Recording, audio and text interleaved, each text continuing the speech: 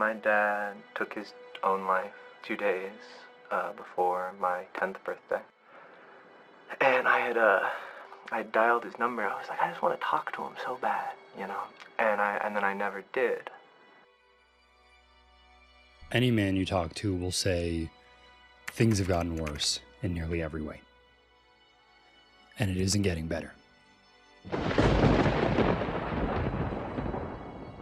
Men are experiencing record levels of depression and suicide. Men have less and less friends with each passing year. They are dropping out of school, dropping out of the workforce. They aren't dating. Therapy is failing men. Men feel lost. And they feel like there is no other option than a permanent one. But the crazy part is, I think I know why. And I think I know what'll fix it. But that solution is going to come from a very unlikely place. Probably the least likely place that you could imagine. Because it's not going to be the government. It's not going to be feminism or some other social rights group. It's not going to be some generic 14 tips to become a real man kind of video. And it's not going to be men's groups where men are finally letting out all of their repressed emotions. No, it's something even stranger. But let's pull things back a couple of years. While a new poll is sounding the alarm for by our university president led by Donald and Trump. In 2021, a lot of news outlets started discussing what they called the friendship recession. Adults are facing a friendship recession, according to new data. But within weeks, it became changed to the male friendship recession due to the undeniable disparity in how it was impacting both of the sexes. It became this ever-present question in the mental health world. Where did everyone's friends go? But I think the more important one is, how is this affecting them? Male loneliness almost sounds like an oxymoron with the way we like to play games by ourselves, build man caves, go on solo walks, solo camping trips. You, the person who's watching, do you have a male best friend? The stats on this show about 15% of men don't. In fact, it shows 15% of men have no friends at all.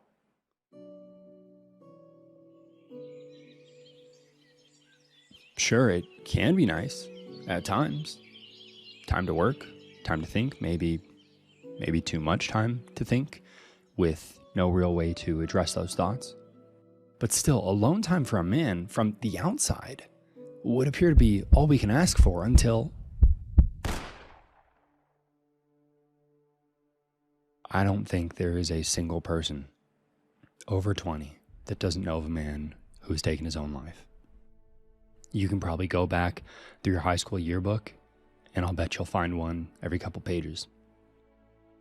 And for every single one of those men, there is a friend, a sister, a parent, blaming themselves for not reaching out or not noticing the signs. On January 14th, I received a normal message from my buddy Jeremy. Nothing unusual about it, just talking about his new work gig, didn't think anything of it. We didn't see each other much, but we would always text each other every few months to check in. He ended the conversation telling me about this new project he was working on, but abruptly ended the conversation. Stay blessed, he said. I asked what the project was, but he didn't reply, and that was fine. I thought it was, at least. Later that year, I messaged him happy birthday. And in December, he took his own life. I went back to our messages and saw that he never saw that last message. I used to describe him as the friend I never saw but always talked to, and I can't actually remember the last time that I did see him. I don't know who the last person was who did. I don't know the last person that he spoke to. But I know that when people take their own life, alone is probably a word that doesn't even scratch the surface of how they feel. When I left his wake, I called a friend that I hadn't spoken to in almost a year. We'd had falling out. It happens sometimes. He answered the phone, confused, understandably. Hello? He and I always shared the reality of our mental state with each other. It was kind of like having a sponsor for AA, but it was for how depressed we were. He was one of the few people who really knew where my head was at. And I think I was one of those people for him too. Years before this call, he had reached out to me, said that he'd made a plan to go buy a gun, that he was going to go out into the desert, and that he was going to take his own life. He said he didn't want to be found. He said that was just a couple days ago. I never forgot that. I never forgot how close the world was to losing Tommy. I'd known people to take their life, but never someone close to me. So when Tommy said that, it scared me. Like this unthinkable taboo, despite the times that it had crossed my own mind. So there we are, I'm in my Jeep, driving away from Jeremy's wake. It had finally happened. A close friend had taken his life. The closest death I'd ever experienced, and a suicide at that. Hello? I realized I'd been sitting there in silence. And I broke. You know, I cried. I said, no matter the state of our friendship, I hope he never did what Jeremy did. Not that I didn't understand the desire. I told him I loved him, and he said the same. We haven't spoken since. But I know he's alive. I know he owns a gun. And I still worry about it. Since I first started researching this episode, it had been about 5 years since I saw Tommy. But I actually ran into him a couple days ago. I was back home for Thanksgiving, and it really felt like no time had passed besides the, I guess, initial shock of seeing somebody that you just don't expect to see, right? Maybe male friendships can be unique in that way, you know? Time passes, but the friendship almost pauses there. Male friendships, though they are becoming less and less common, do seem to have this unique lifelong bond to them. Whether the friendship goes up or down, there's always this care and love for that person. I think it speaks to the importance of men's spaces, and I think the lack of them may be related to some of the male friendlessness. It might even be part of why so many men's groups are starting to pop up these days, why so many men grieved the gendered separation of the Boy Scouts, or why so many men are getting into jiu-jitsu nowadays to find friendship, family, connection. Because without a friend, without a community, without a safe place to meet and make friends, where can a man turn when things get bad? I will say without a doubt that jiu-jitsu has saved my life. When we lost our son Kai, it was my jiu-jitsu community that helped get me into a safe space. I was allowed to get on the mats. I was able to take out my sadness, my anger, my fears, and rolling with the people that I trusted. It truly does become a second family to you. In December 2019, suicide became real to me, and likely at least 100 other people, because every suicide impacts at least 135 people, according to a 2019 paper. On February 1992, the year that I was born, the world celebrated the first International Men's Day. Then in 2010, it was changed to November 19th, the day I was born. A weird coincidence, but still relevant.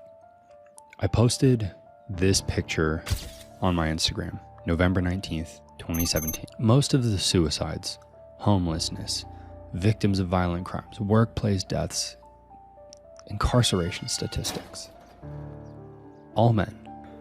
It's a very, very complicated matter. Just consider this, that 93% of workplace fatalities are men. 4 of 5 suicides are men. Men are dropping out of higher education at very alarming rates.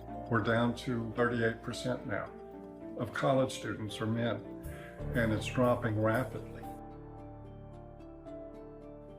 The numbers seemed about as controversial as posting something like, oh, Nicolas Cage has been in over 100 movies, or technically bananas are berries, but strawberries are not. But it seems I was wrong. It didn't take long until the angry DMs and the unfollows began. Ew. Why are you posting this? I can't tell if this post is serious. You'd have thought that I posted, men are better than women, or something. The most memorable was probably, LMAO, what do men need a day for? Because the answer to that was in the post itself. Where was all this coming from? The responses seemed to amount to, if you support men, then you are against women. In 2016, Duncan Green and Gary Barker wrote an article saying it may be a, quote, bad idea to support straight white men. They did make sure to clarify the color and sexuality several times. But why is it a bad idea? Well, International Men's Day has a goal to be, quote, an occasion for men to celebrate their achievements and contributions while highlighting the discrimination against them. So I'll ask again, why is that bad? See, according to Duncan and Gary, it, quote, puts the focus on individual men and not on the roots of the problem. It asks us to pat our backs while identifying our victimhood. It suggests that somehow we as men deserve attention alongside other international causes. A revolutionary thought, in my opinion. Maybe half of the global population might benefit from some international attention to various issues for one specific day. And I can already see the comments, oh, every day is International Men's Day. Listen, the idea behind what these two are saying is called zero-sum thinking. An easy way to think of it is like a seesaw. If one is going up, the other is going down. You'll hear me say this many times through this video, but attention and awareness are not zero-sum. Knowing that men are suffering does not mean you don't know or suddenly care less that women are. Sophia Warringer, when proposing that International Men's Day should be a major feminist talking point, said this: women thrive when men also thrive. Those who call themselves feminists should be highlighting the appalling suicide rate in men, tackling stigmas around men's mental health, and caring that boys are falling behind girls academically, not hailing it as progress. The campaign for gender equality should take up all causes, regardless of who is falling behind. It makes sense to me. Feminism is supposedly for men, right? In 2016, when the word feminism hit its peak search volume on Google, we were all regularly told that. What comes to mind when you hear the word feminist? I'm wondering if you imagine someone like this. I don't know, I kind of do. Honestly, what a feminist is simply a person who believes in equality for men and women. It's really simple. So why are men's rights and men's mental health treated like a bad word, a bad thing? So this is what we're going to be covering today. Depression, suicide, expressions of emotions like crying or talking, traditional talk therapy and what good, if any, it does do for men, assault and domestic abuse shelters, sex abuse of men and boys, social expectations of men, workplace deaths, men being the, quote, expendable sex, prison, feminism, trying to really understand if there is truth to the claim that feminism is a pro-men's movement, which could probably be a video all on its own.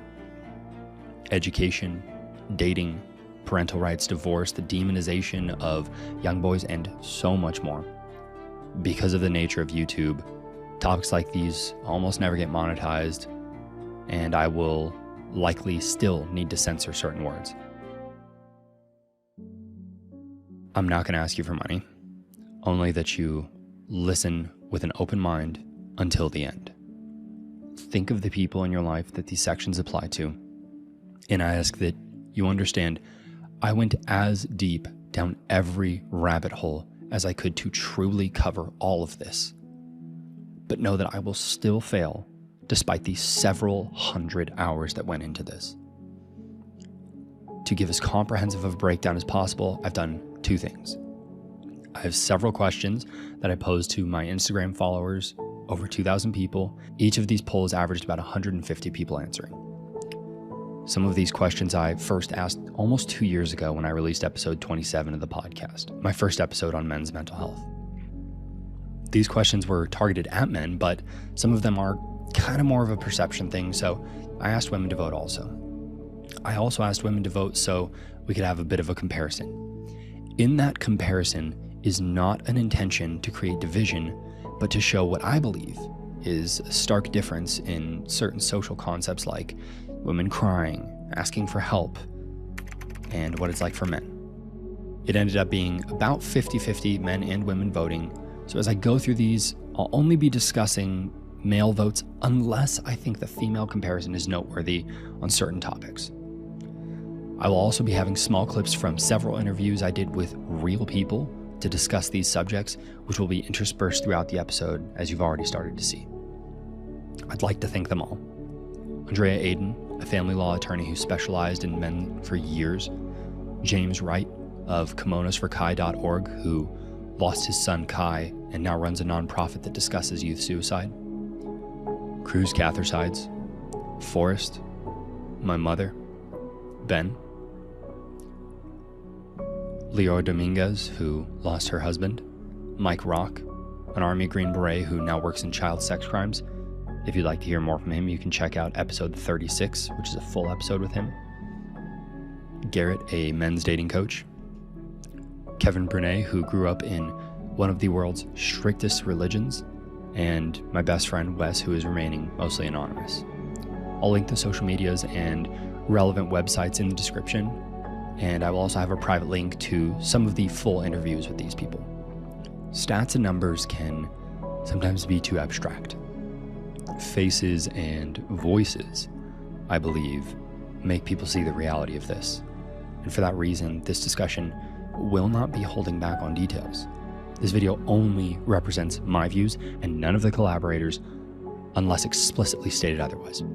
Now, I'm going to say this one time, and that will be it. Talking about men's rights and men's mental health does not diminish women's experiences. When I talk about men and women or feminism, it is because it is a contrast and a comparison. Using this information in a negative way is not my intention, and if it ever seems that way, I want to be clear, it is not. We should be able to discuss men's and women's rights respectively without needing to include the other, though there may be benefits to it at times. This episode is about men, and it will be treated as such. If you are looking for an episode about women, you can find one literally anywhere on the internet. Talking about these topics does not make you a misogynist, an abuser, a rape apologist, or any of the other phrases that come up in this episode.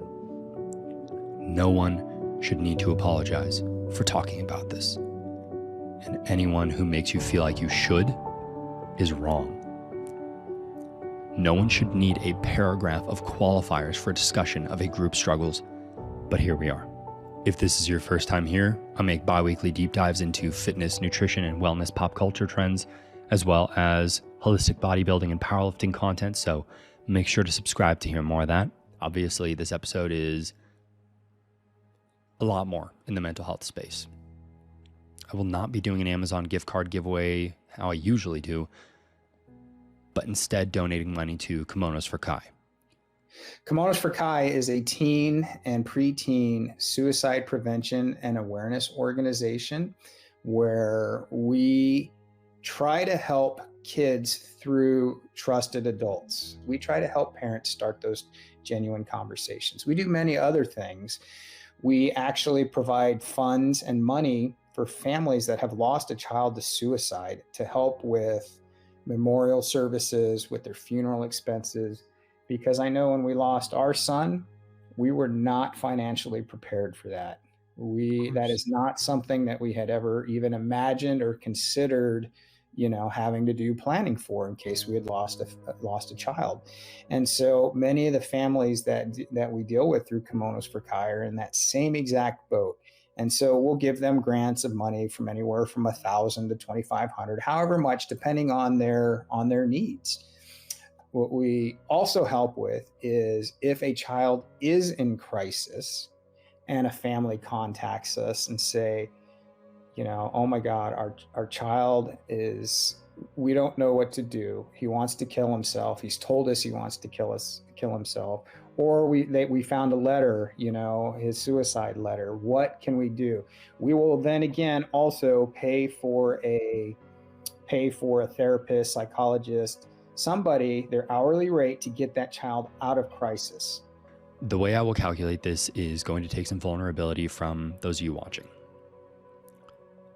On YouTube, I have a pinned comment that says, say their name. Put the first name of the person who comes to mind when you hear men's mental health. This can be yourself, someone you've lost, or someone you see struggling. I'm not a wealthy person by any means, so I will donate $3 per name posted, up to $300. There's a concept out there called the second death, which is after you've passed away, the last time someone remembers you or says your name. So I'd like to think as these comments to function as something like a workaround for that. So with all that out of the way, guys, my name is Andrew with Holistic Motion. Let's get into it.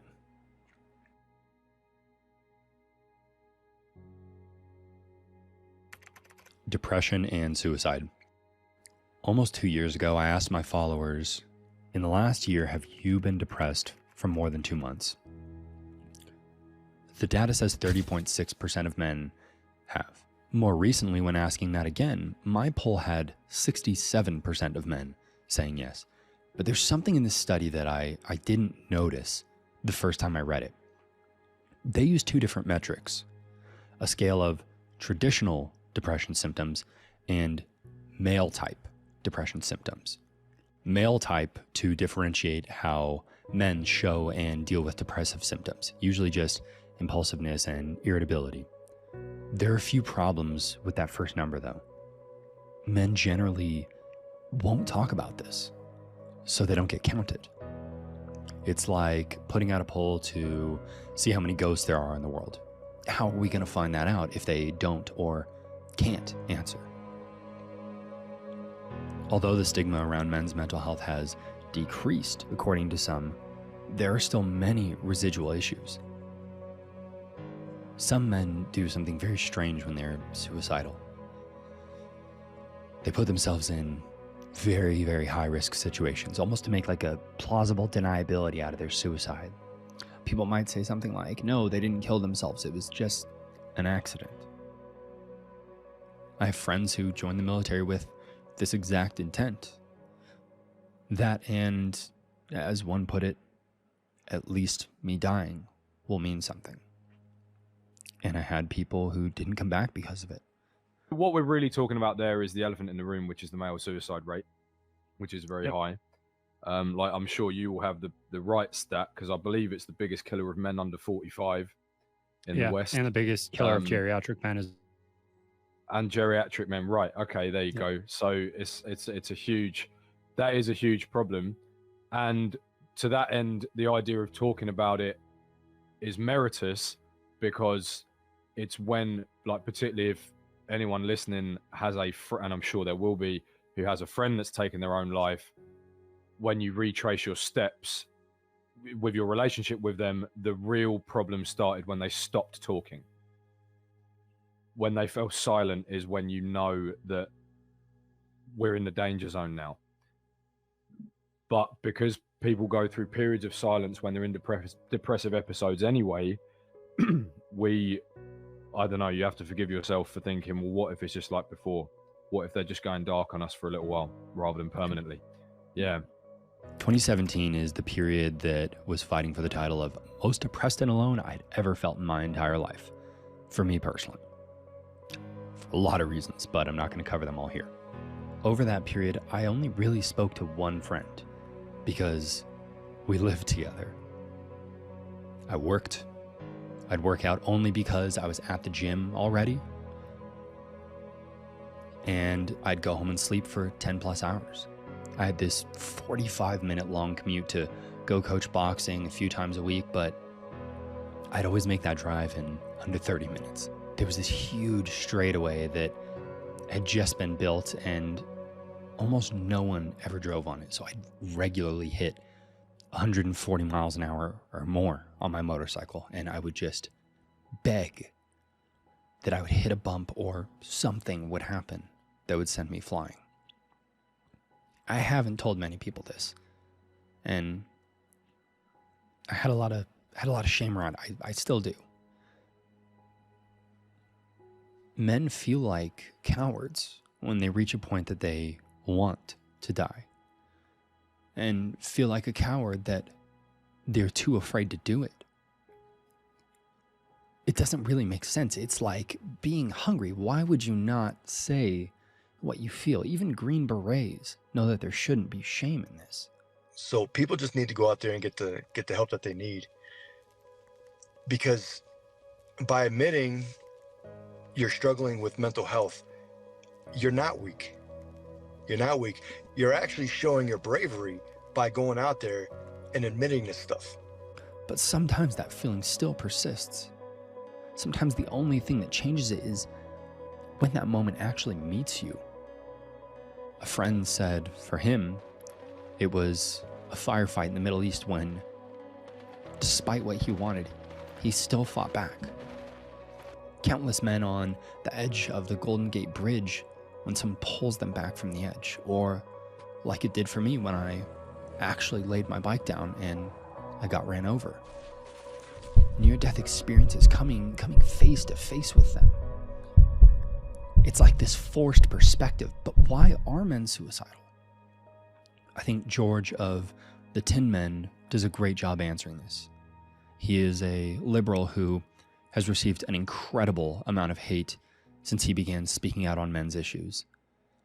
He had this to say about suicide on the Modern Wisdom podcast. Suicide is a symptom or outcome of a buildup of stresses. Suicide is a choice made by men when these stresses reach a critical level and the stress bucket overflows. It is not the result of either a single cause or men not talking. These stresses range from a combination and culmination of issues such as relationship breakdown, work culture, employment, financial worries, and are more widely impacted by social isolation, loss of belonging, the lack of male-friendly services, and the lack of empathy towards men. We heard evidence that many men view suicide as a rational decision and a solution-based outcome based on their failure to fix these stresses. They often do not conceptualize their problems as being mental health problems. So, I'll read those issues out again, and you tell me, Chris, which of these could be solved through tears? Relationship breakdown, work culture, employment, financial worries, like being in debt isn't solved by crying. As he said, for most men, it just feels like the logical choice to circumstances they can't escape. That talking point of, oh, men just need to talk and cry more, there are just so many things it simply does not address. I asked all of my followers if they knew a man who had committed suicide, and the total was 75% yes. What about women? The number was less than half of that, 33%. Simply put, men choose more fatal means. There's a grim and maybe somewhat jaded phrase that I've always remembered. Men want suicide as an outcome. Women want it for attention. I don't know that it is accurate, but it's something that stuck with me for years. Not because women do it for attention, but because I couldn't explain why so many men did it successfully. Let's say a man acknowledges his mental state. Surely some therapy and counseling is right around the corner. Sometimes the first place a man will hit a hang up here is that it's just not outcome-based. Like I said, most men want a solution to their problems, not discourse. Despite how sad it is when someone takes their own life like Jeremy did, I try not to be angry because I know they just did what they thought was their only option. When I last had therapy, because I'd had therapy when I was a teenager and found it quite effective, and then I had therapy, a friend of mine was killed, murdered. Yeah, me too, man. God rest him. But we and I was not doing particularly well at my job, and so I thought, right, I'm going to go to therapy. I'm going to see what happens with that. And then at the end of my first session, the lady goes, yeah, I'm going to diagnose you with depression. And I went, yeah, good spot. And then she wrote me a prescription, and I threw it in the bin. And it was just like, no, I don't need this, because what I needed was somebody to reframe me, because I was convinced that I was on my own and isolated. That wasn't true. I had friends living down the road from me, and I completely forgot they were there. And I think that is a universal for men overcoming challenges with their mental health, is it has to be actionable. The solution, talking is fine. Like, my biggest problem with kind of therapy and I'm not talking about good therapy, I'm talking about therapy in general. When you go and speak to somebody, when you sit across from them and you're having a conversation, so often the effort stops at diagnosis. And now it's like, oh, well, I'm depressed, and you know, that's it now. That's my little get out of jail free card. If I'm underperforming at work, if I'm not pulling my weight in my relationship, if I am in any way dropping standards, well, you can't have a go at me because I'm depressed. Yep. And I think I'm not alone when I speak for a lot of men when I would say that's not good enough. Yeah. It's not a good enough excuse. It's okay, cool, you're depressed. What are you going to do about it? It is undeniable that if you want to find a therapist, it is possible. But is that something most men are actually aware of? Because if the answer is yes, then one could reason that men's mental health would be good. Like if somebody said, oh, there is enough food, you can assume they would not be hungry. So when I asked my followers this, nearly 50% of men said, yes, there are enough resources. But of that group, 50% of them voted that social norms don't allow men to access them. And of that group, 67% of them voted that they have considered suicide. That means that 20% of the total men's group, 1 out of 5, think that there are enough social supports, but social norms have created a block for them, and that they are suicidal and hopeless. I literally cannot make sense of these numbers. The numbers don't work. I don't know if this is denial or if this is mental gymnastics, but maybe it's in the female answers that we can find some clarity, because 87% of women say that there are not enough systems in place for men. So here's what that tells me. Men are blind to our own suffering, or society doesn't fucking care. How are 50% of men saying, yeah, things are good, and nearly 90% of women are looking from the outside saying, no, they're not? Let's assume this isn't a societal issue. It's just men being toxically masculine and not acknowledging their feelings and that they do need help. After all, 96% of men believe their mental health struggles are their problem to fix. This is likely related to the only 12% of men who've actually sought out mental health services. That number is up 4% from 2 decades ago, by the way. When you compare this to the unanimous no from women when asked if they thought their mental health was their fault, and the 21% who have acquired mental health services, it makes you wonder why.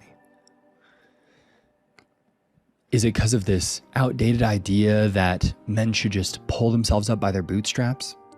If so, is that because society doesn't want to see men who are not stoic and unshakable? If yes to that, is that because it's how men just generally are, so it's what's expected? Or is this completely inverted?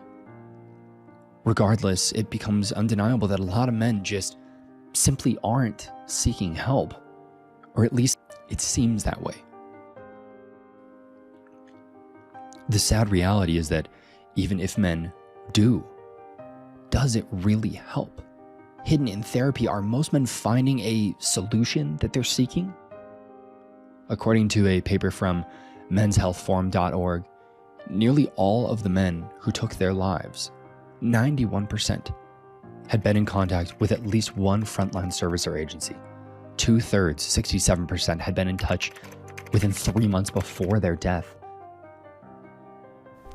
82% had spoken with their GP or primary care service, but half had been in contact with mental health services, and nearly 1/3 of them in contact with the justice system.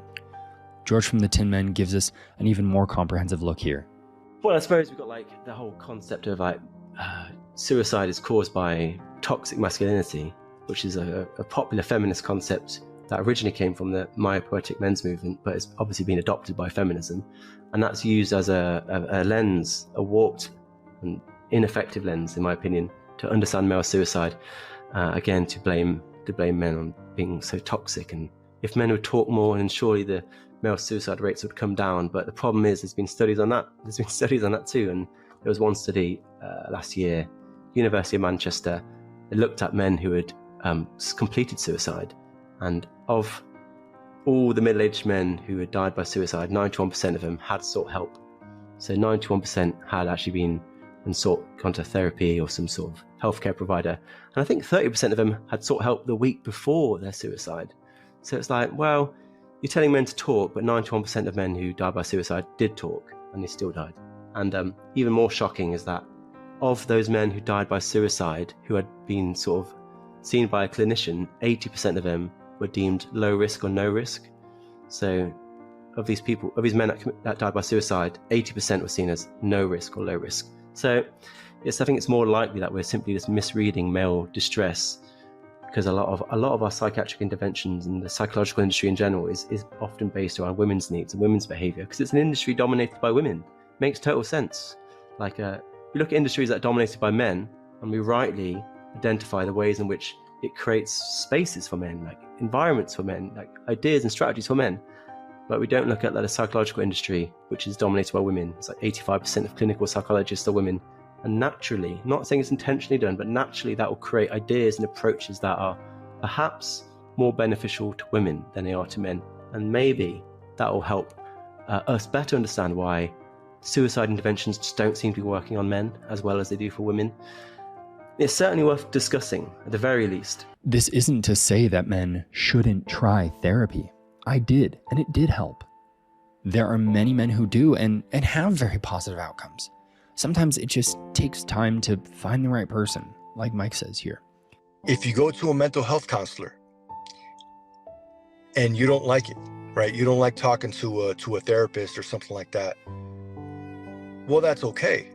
That's okay. That just means that person is not your fit, right? Like think about in the past, some of the relationships that you've been in, right? You go there, you go into a relationship with somebody and it doesn't work out, right? So you guys break up and you go on to somebody else who you feel is a better fit for you. That's the same thing with a therapist. Okay, you go to a therapist, you go on some dates, you realize, you know what, this person isn't for me. Let me go try somebody else. You will find the right one eventually. Yeah, exactly. You might find the right one eventually. You're gonna go find your person. That's happened to me, actually. It happened to me too. I went through like fucking 5 therapists or something like that. Personally, I found the most benefit with a male therapist. In some way, it was like it kind of supplemented the void of male friendship and connection that I was missing. If I were to rank the efficacy of different styles for me personally, it would be talk therapy, unfortunately, at the lowest by quite a bit, but still useful. EMDR was surprisingly effective, and at the absolute peak, the thing that I personally credit with an 80% reduction of symptoms, including mood disorders and various diagnoses, psychedelic therapy with a male therapist, specifically MDMA therapy, though different medicines have different uses. Please do your research on these. I don't know that it is right for everybody, but I don't know that it's not. It can be challenging to find, and unfortunately YouTube doesn't really like this topic that much, so I'll leave it at that. But if anybody does have questions about it, feel free to DM me on Instagram. So I do believe treatment can work, but as already said, if you're a man with PTSD, you're losing your children, you're losing your house, you've been abused, or any of the other things that we have covered and are going to cover, for men, it's unclear if just talking fixes that. Hey guys, it's been about 3 years since I finished recording this, and while I'd say nearly everything here is still, unfortunately, correct, there are 2 small things that I wanted to address. One is kind of funny. If you see my eyes jittering around sometimes, that's because I couldn't afford a teleprompter when I first recorded this. I was reading off to the side like this, and I was using a code online that would redirect my eyes, but it wasn't perfect. The other thing, the more important thing, there is no sponsor for this video, and it will almost surely be demonetized. I probably will not get paid for any of this, but I want to keep this open-ended for something that I'm working on in the future for you guys. I'm a huge fan of journaling. I think it is one of the easiest ways that men can express what they're going through, regardless of how isolated they may feel and when they don't know what else to do. So for now, I've got a link up top, and it's one of 2 things. It's either the exact journal that I personally use from Amazon, or it's been enough time that I've been able to design and handcraft some of my own journals from the best quality American supplies that I can find. Get a cheap one if you can't afford the one that I make. I have no idea what they're going to cost at the time of recording this. This is just something that I want to do at some point because it's something that I care a lot about. But if you can, it's a great way to support the channel, and it'd be buying something that I've made with a lot of love and a lot of thought put into it. I love you guys more than you know. Seriously. Thank you for watching. I know this is a really, really heavy episode, but let's get back to it. Crying. Emotional expression does have some merit, but as with many topics in this video, it's complicated. In modernity, men are told women wish they would show more emotion with them. Now here's the thing is, I'm going to piss everyone off with this one, because absolutely no, they do not, and oh, absolutely yes, they do. Here's the paradox. I'm going to give you a phrase and you tell me who says it. Ready? Male tears. Oh, that is usually feminism and women making a joke of male emotions. Yet we're still told be more emotional. I think the truth is probably more so cry when it makes sense, since usually male tears is said in response to men being upset over things that are deemed trivial by the people who say it. But how do we determine when it is okay to cry when that experience is unique for everyone? I'll use myself as an example. Fatherlessness really hurts me. Seeing examples of it can bring me to tears because I experienced it. I saw how it impacted my sister, myself, and how it impacted my mother raising us. I saw how it affected my friends growing up. I've also seen how much people change that do develop that relationship later in life, and how much people can see themselves in their father. One of the things I noticed is at 4 a.m. my dad was up and all he wanted to talk to me about was business. And there was so many traits that I had, and I was like, holy shit, you and I are the same person. The way our brains thought, the way, and then the ups and the downs and the stress, and he's also a business owner as well. And there was just so much when I was like, oh, maybe this isn't societal. Because I'd always just blame my mom, and I was like, oh, the reason I'm building, working with trauma is because of the way that my mom raised me. But then I met my dad, and I was like, holy shit, I'm a lot like you. It makes me reflect on that lack in my own life. People who didn't experience that might find it silly to get worked up about. Jordan Peterson, when giving interviews, will often get emotional when discussing disaffected young men. People have been after me for a long time because I've been speaking to disaffected young men. Now, what a terrible thing to do that is. I thought the marginalized were supposed to have a voice. It's making you emotional. Talk about it. Well, God, it's very difficult to understand how demoralized people are. And certainly many young men are in that category. And you get these casual insults, these incels. What do they mean? It's like, well, these men, they don't know how to make themselves attractive to women who are very picky, and good for them. Women, like, be picky. That's your gift, man. Demand high standards from your men. Fair enough. But all these men who are alienated, it's like they're lonesome and they don't know what to do, and everyone piles abuse on them. You've been so controlled today, and yet in that brief moment, you got very emotional. Why? It's really something to see constantly how many people are dying for lack of an encouraging word. And how easy it is to provide that if you're careful. You know, give credit where credit is due. And to say, you're a net force for good if you want to be. Do you believe you're a net force for good? Net, yes. In all the details, probably not. You know, no one's perfect. So, people make their mistakes as they stumble uphill. He cries over something deeply unsettling to him, and from this come massive compilations, memes, comments, tweets from men who are likely uncomfortable with it themselves, but also women who, when you go through their Reddit and Twitter post history, will start talking about feminism and how feminism is helping men with exactly this issue. They'll say how it is the patriarchy that is putting its foot down on male tears when it isn't the patriarchy that are collecting coffee mugs that say male tears, is it? What if men being told not to cry is something they aren't even learning from the masculine influences in their life? There's a really great study by a child psychologist in Canada called Crystal Tomlinson, and she found that it was actually mothers who were perpetuating harmful gender stereotypes into their children. Men, the fathers didn't really care either way, but it was often the mother. And I'm like, So they did basically a IAT test, I think it is, where you're looking at different images of girls and boys exhibiting different behaviors, and it basically measures the response of mothers and fathers to the different expressions of emotion.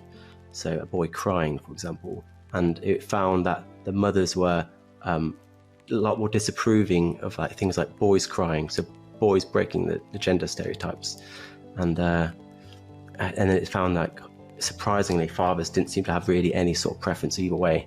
Harry Truman once said, "It is understanding that gives us an ability to have peace."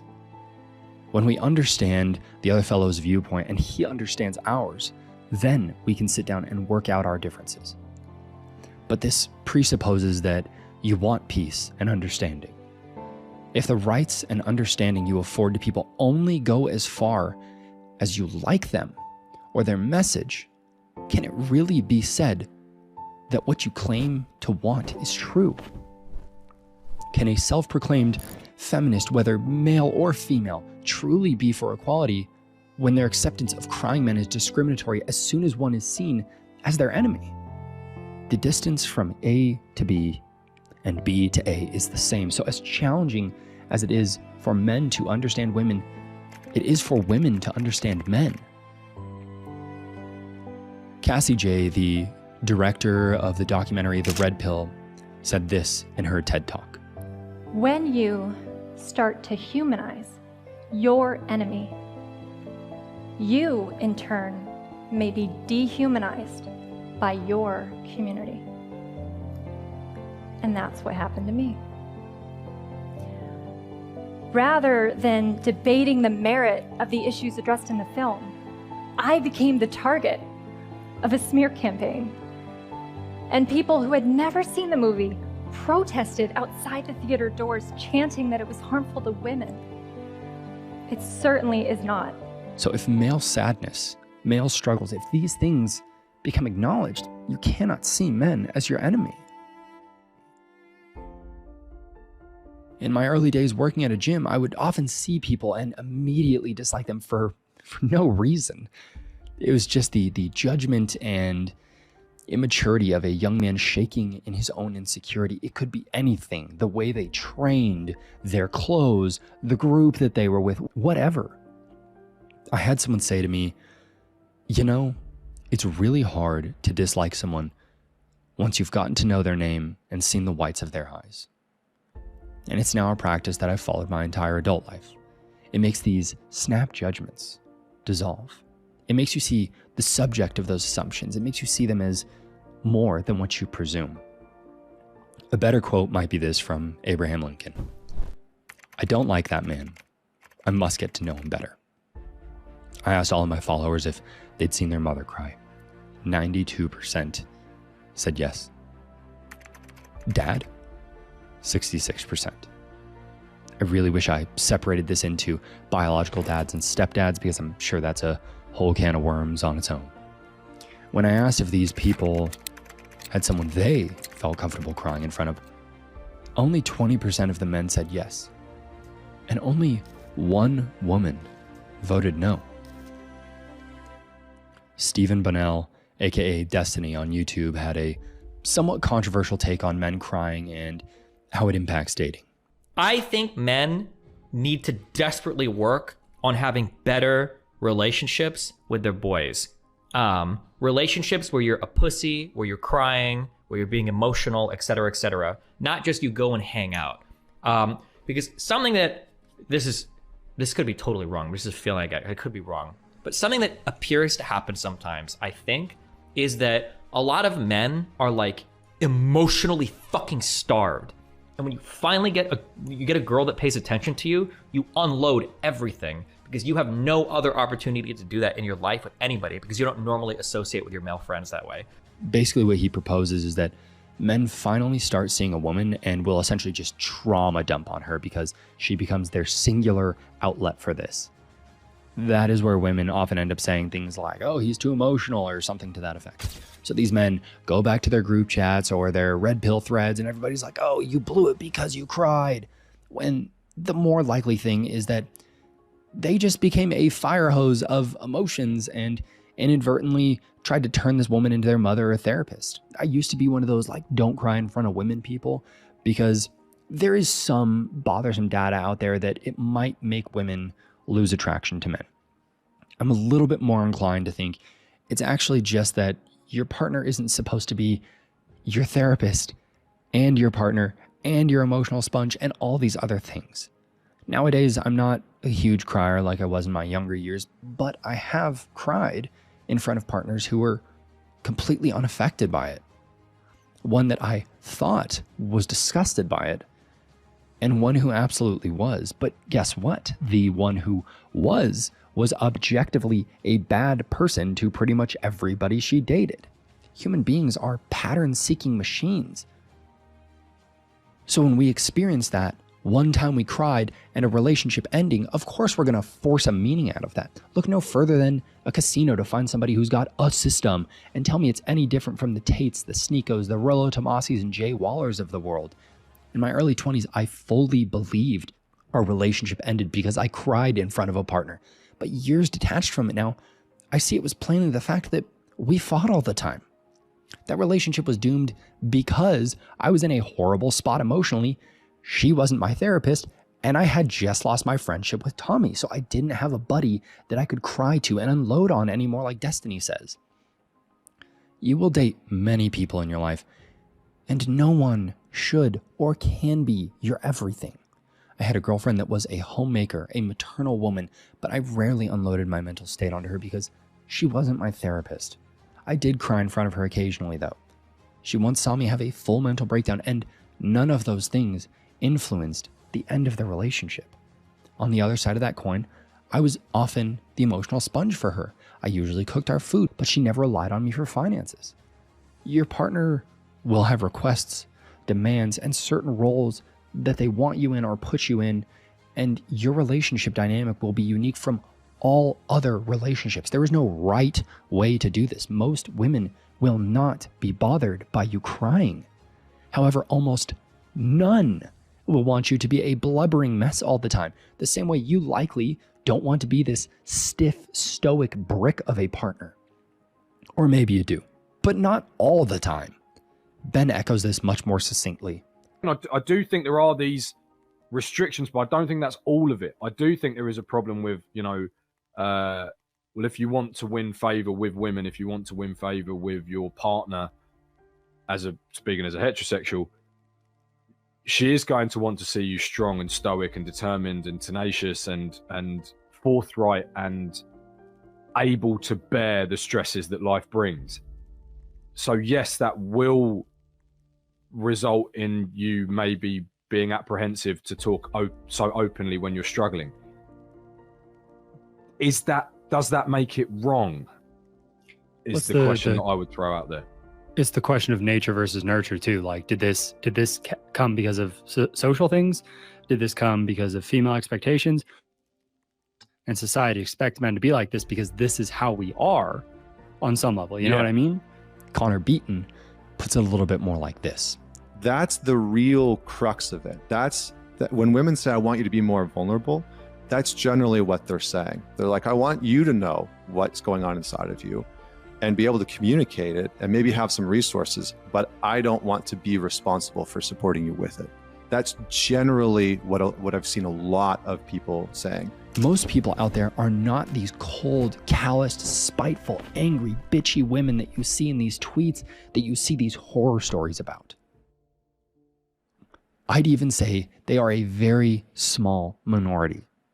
Most women are extremely kind, loving, caring people. And as you meet more people, as you date more people, you'll see who that is quicker and quicker, and it will become easier to find that right person. Because the right one for you is going to be someone who, when you cry, is going to be there through it and will oftentimes even hold you through it. Has a guy ever cried in front of you? They have, yes. Were you turned off? No. Is it okay for a guy to cry in front of a woman? Yes. Yes. It's sweet. We've covered the emotional demands of masculinity, but what about the provider demands? For almost all of time, the expectation for men was to be the main financial providers. I feel like there used to be this prestige and respect for taking on the role of the breadwinner, at least through my childhood. You know, I remember my stepdad would always get first pick at dinner, kind of like a reward for doing it. And what does daddy get for all his work? The big piece of chicken. That's all daddy gets. When I was a kid, my mama would lose her mind if one of us ate the big piece of chicken by accident. Some say this role is rooted only in societal norms and expectations, but this dynamic is not solely due to patriarchal structures, as some people might imply. Various economic, social, and cultural factors have played significant roles, so it's important to consider those other aspects.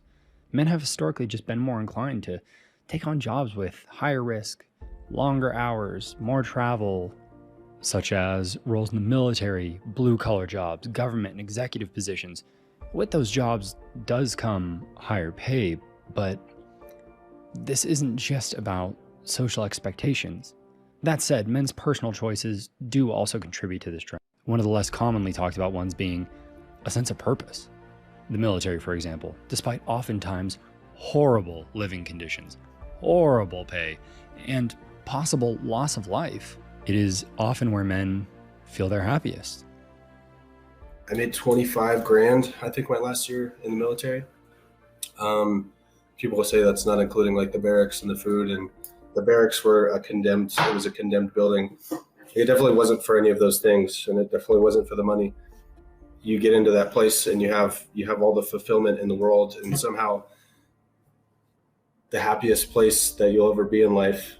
I mean, I think since I had my kid, that is the happiest thing. But if I hadn't done that, you don't have a lot of purpose. And that's why you see like a lot of military members become police officers. Like, military members are some of the most anti-government people in the world. Like, they don't typically want to join, to be in the police force or any cog of the government anymore. But that's where they're finding brotherhood again. That's where they find the connection and the brotherhood and all that. So why did the public opinion on this change, when what appears to be behind a lot of this work and the risk they're willing to take is something like familial altruism, to provide for a family? Furthermore, are these jobs, the supposed power that they give, really all that it's cracked up to be? what is the real cost of all this work?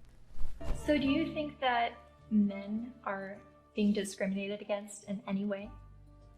Not under the law. Men are not disadvantaged under our laws. Or in the business world, as a class, men are not underrepresented on corporate boards or at the top of the Fortune 1000 companies. In the corporate world, in the business world, in a lot of parts of academia, in the military, in the sports world, still pretty much a male-dominated world, and where a lot of the privileges and power and status accrue to men. Men are advantaged over women, no question. No one can debate that, not with a serious, not in any seriousness. Depending where you look, CEOs are 70 to 90% men. A 12-year-long study through Harvard found that on average, CEOs work 63 hours a week. These are also jobs that you never really stop at. CEOs are always on the clock to some degree. According to another study, CEOs worked 9.7 hours per weekday on average. They also conducted business on 79% of weekend days, putting in an average of 3.9 hours daily, meaning working 82 of the 104 weekends each year, just like any other day of the week. They also worked 70% of vacation days, averaging about 2.4 hours daily. I think it goes without saying, the CEO's job is relentless. Occam's razor is a principle that states if you have two competing ideas to explain the same phenomenon, you should prefer the simpler one. Why might these be such male-dominated positions? Well, it could be motherhood and pregnancy impacting the ability or desire to work that much. It could be that men tend to work more than women as a general rule. I also work 17 hours a day because I want to provide. In fact, after marriage, men tend to boost their working hours by more than 4%. One might call this an honorable thing to do, if you see this as them working to provide for their family. And it could be that those three things put men in a more common position to be recognized by superiors and climb the ranks through that company. But remember, with that benefit of promotion comes the drawback of up to 1,200 extra hours of work per year. But yes, men are also overrepresented in the political sphere, making up between 60 and 80% of these positions. The time, the travel, the loss of privacy, the social beatings that you must endure, the enemies, foreign and domestic, that you gain, for whatever reason, we're at a point right now where the average man is more willing to take on these issues than the average woman. That, I believe, is where the assumed benefits seem to stop. This is where the almost compulsive need to work comes in. I asked if men had a general feeling of being a failure. Almost 50% of them said yes. I scrolled through those people who said yes, and at least half of them are making 6 figures a year. They own a home. They have a huge business. It begs the question, at what point does a man feel successful? How long will they sprint to achieve a feeling of significance and worth? Men often speak about this feeling of being expendable. Work the job, regardless of the risk, regardless of the hours. You must provide or die trying. You gotta learn some lessons, some man lessons, okay? I know it's hard being a woman, but there's a coldness that you have to accept when you're a man. It's like the world's cold as a mother, okay? You get older, one thing I learned, only women, children, and dogs are loved unconditionally. A man is only loved under the condition that he provides something. I've never heard a woman in my life say, you know, after he got laid off, we got so much closer.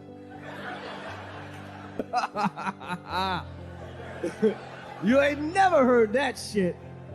No. I once heard my grandmother say, a broke man is like a broke hand.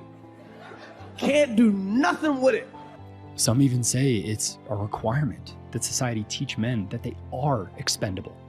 Expendable in exchange for honor or a statue, even showing men that the willingness to sacrifice yourself for any reason is a virtue. Think about the movie Titanic. What was the first feeling that you got when you saw Caledon Hockley lie to get into a lifeboat? What a coward. How shameful. But what did all the young boys watching, myself included, think when they saw that captain go down with the ship? That is a real man. That is a brave man. That is an honorable man. The orchestra playing to ease the stress of the people running for their life. And what about the man and woman who stayed in their room as it flooded with certain death approaching? I was shocked to see a woman stay. But I'm going to tell you something that might surprise you. The idea of women and children first is apparently a myth. Yet I know few men who would do anything but that. We have been trained for years that we should be willing to sacrifice ourselves, even if we are nothing more than a footnote in history. Look no further than Boko Haram, a Muslim extremist group from the mid-2000s. What the media said was that they didn't want women to get educated. The reality is that this was a pushback against anyone receiving a Western education. Hashtag Bring Back Our Girls became a rallying cry, and most of the girls were sent home and told to repent. The boys were all burned alive.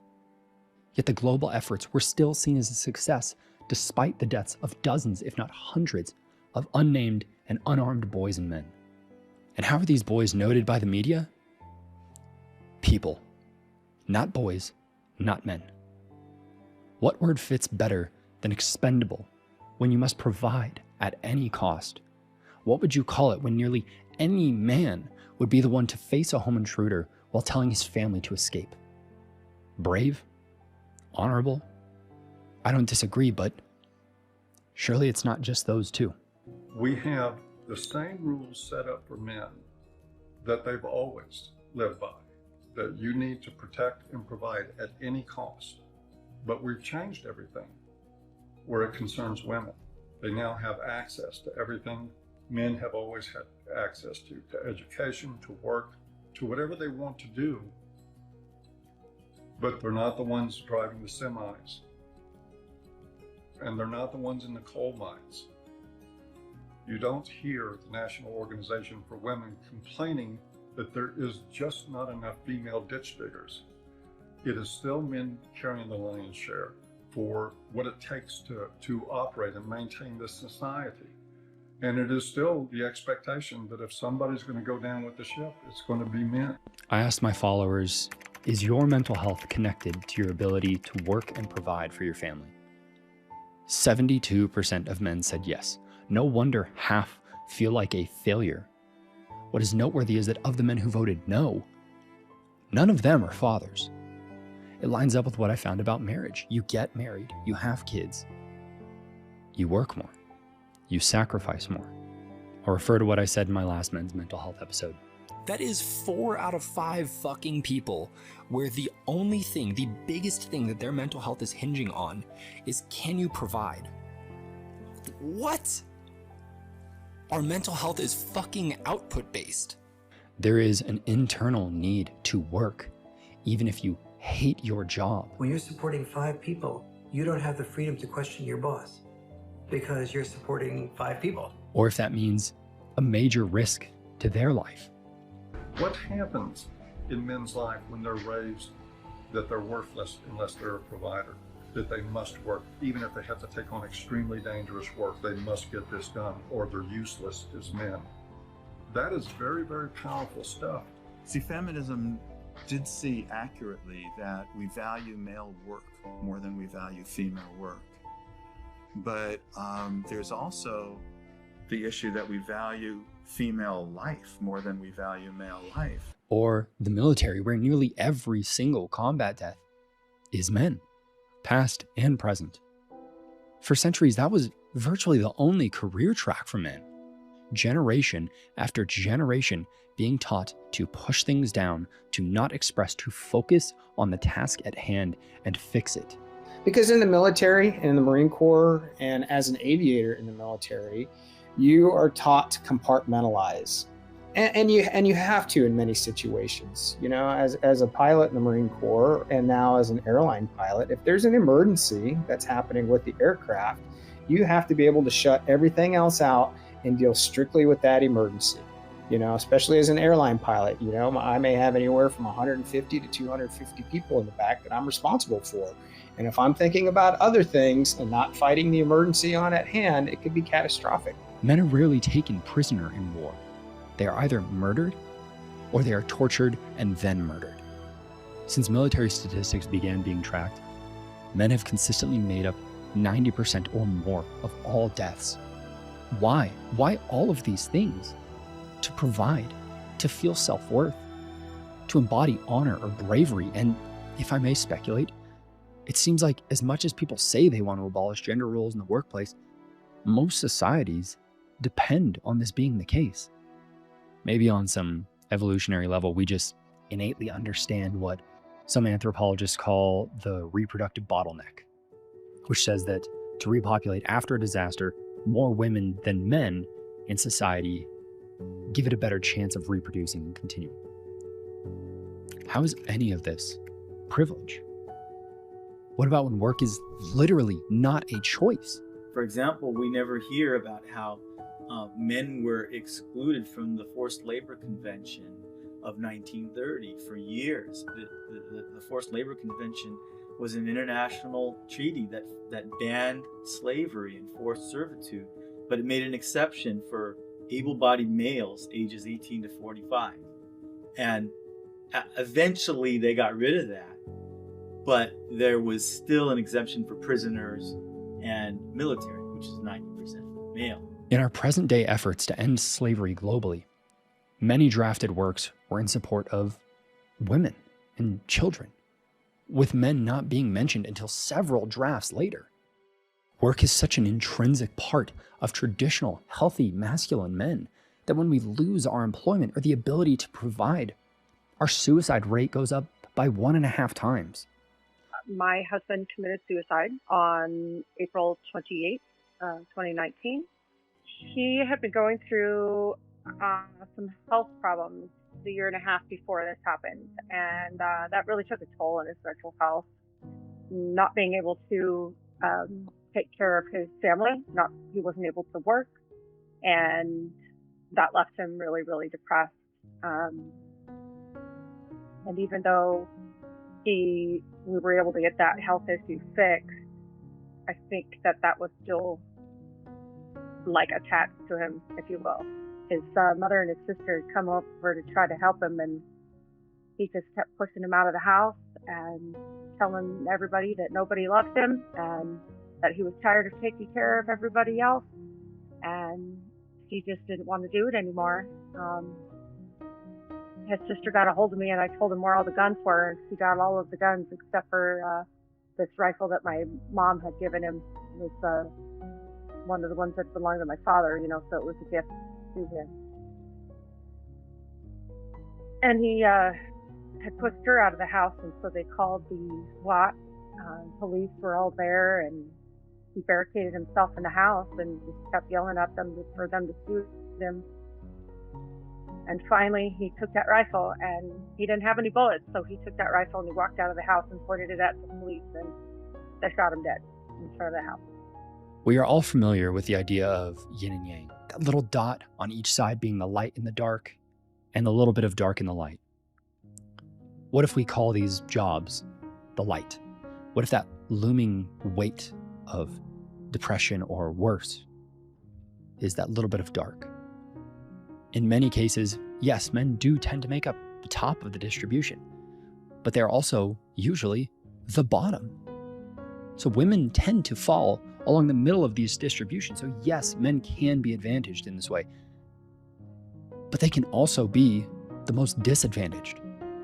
How many people not in this role would be willing to take that dark in this light? And can it still even be said that it is just a little? Abuse and assault. When I was in elementary school, I had these 2 girls that used to pick on me all the time, like a lot, throwing rocks at me, pushing me off the swing set. You get the gist. I'd go home and I'd complain about it to my mom, and she would say, oh, it's probably just because they have a crush on you. Now, on one hand, who could blame them? But the problem was, I was like 7, and I thought girls were gross, so that wasn't going to end well for anyone. They always came up when I was hanging out with my boys, Alex and Patrick. They kept bothering me, and Alex wasn't having it. He had just broken his arm a few weeks before this, and we had all discovered that a cast is a really good weapon. I'm sure you see where this is going. Cue Alex in detention, and one of the girls with a couple marks on her face. On some level, I knew that what he did was wrong. My mom and stepdad, who I just called dad, by the way, they always raised me to not hurt my sister, despite the fact that she was older and stronger than me for years. But I asked my dad, what are you supposed to do in situations like this? His lesson here was what I somehow already knew internally. Do not hit back. This isn't going to be a, here's why men should be able to hit women shtick, or the equal rights, equal fights thing. But boys and men are facing a silent epidemic of abuse.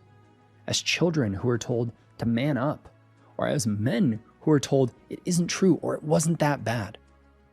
There are times when men will defend themselves, and they're the ones who leave the house in handcuffs. And there are times where both parents are complicit in their child's abuse, either by commission or omission. My dad abused me, and physically abused me. By proxy, that mentally too, I guess. But yeah, my dad would hit me. One of my earliest memories was I was late to school. This was like preschool, maybe even kindergarten. And my mom was taking me to the school, and for some reason she just didn't drop me off. I don't remember why, but she just didn't drop me off.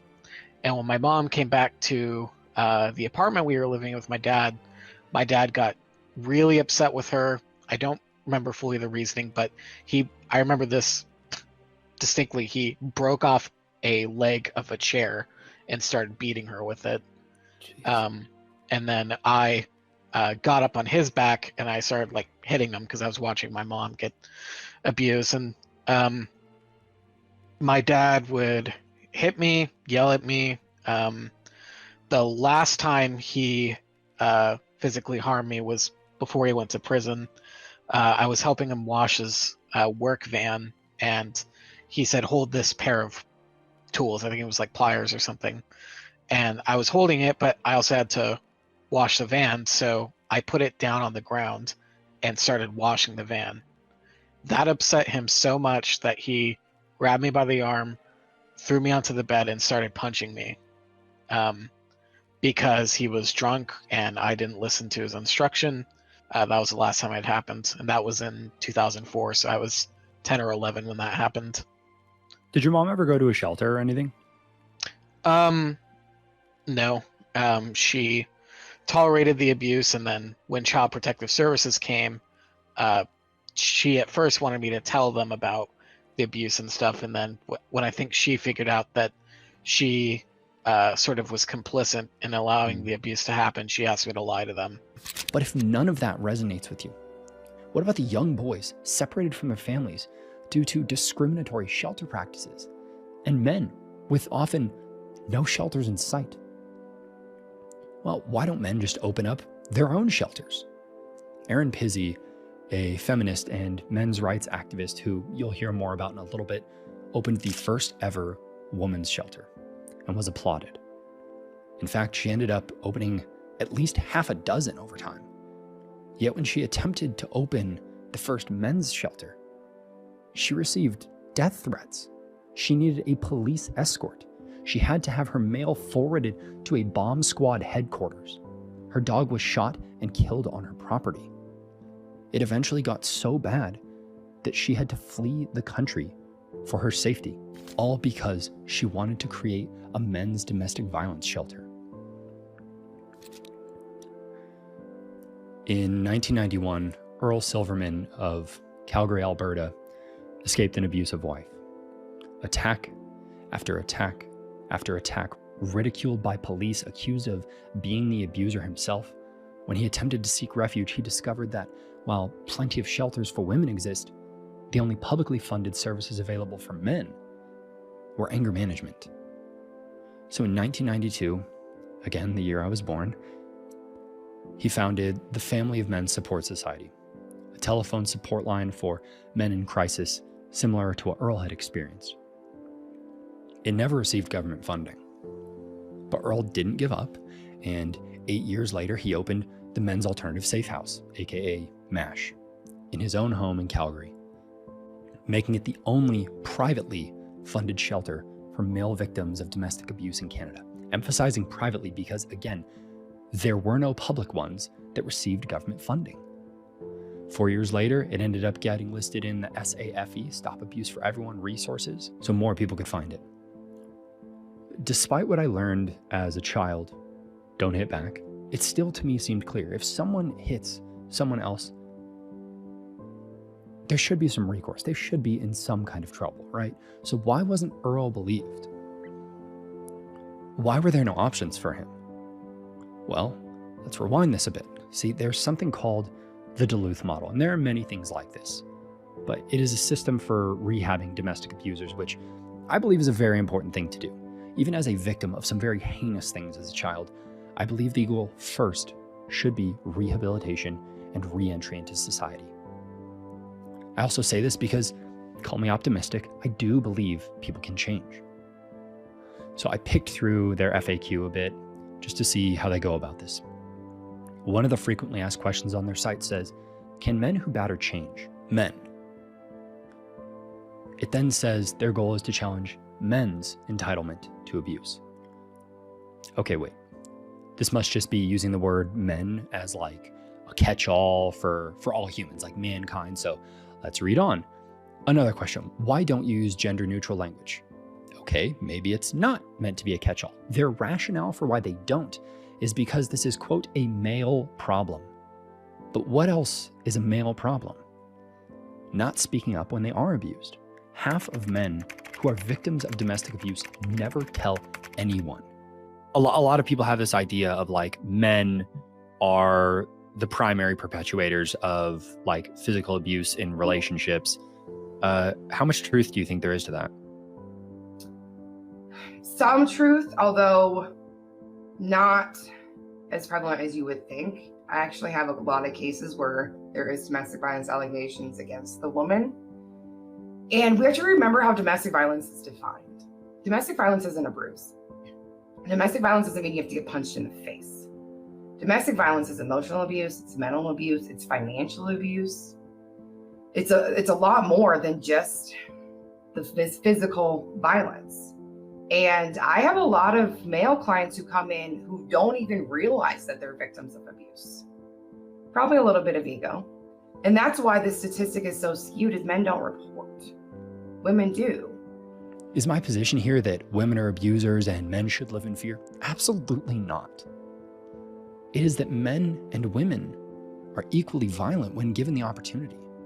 Erin Pizzey, the feminist and men's rights activist, had this to say about her time housing abused women. I did a study of the first 100 women that came into my refuge, and it's very clear that 62 of the women were as violent as the men they left. And, you know, there is this very big part of men that don't want to believe that women can be evil and violent and dangerous. I mean, the thing I find with the people that I work with is that a man will freely admit what his father does, but he finds it very hard to admit anything about his mother. I have a hard time thinking of women being violent and evil and conniving. Should have met my mother. The absolute death knell to this claim comes to us from 2013. An analysis of 270 empirical studies, 73 reviews, and of over 440,000 people found that women are at least as violent as men in their relationships with their spouses. When we teach the opposite of this, what it tells women is to fear and hate men. It tells men they are monsters. It tells little girls daddy is going to hurt them. And it tells little boys that they are a ticking time bomb. When I asked my followers if they'd been abused, 30% of men and 53% of women said yes.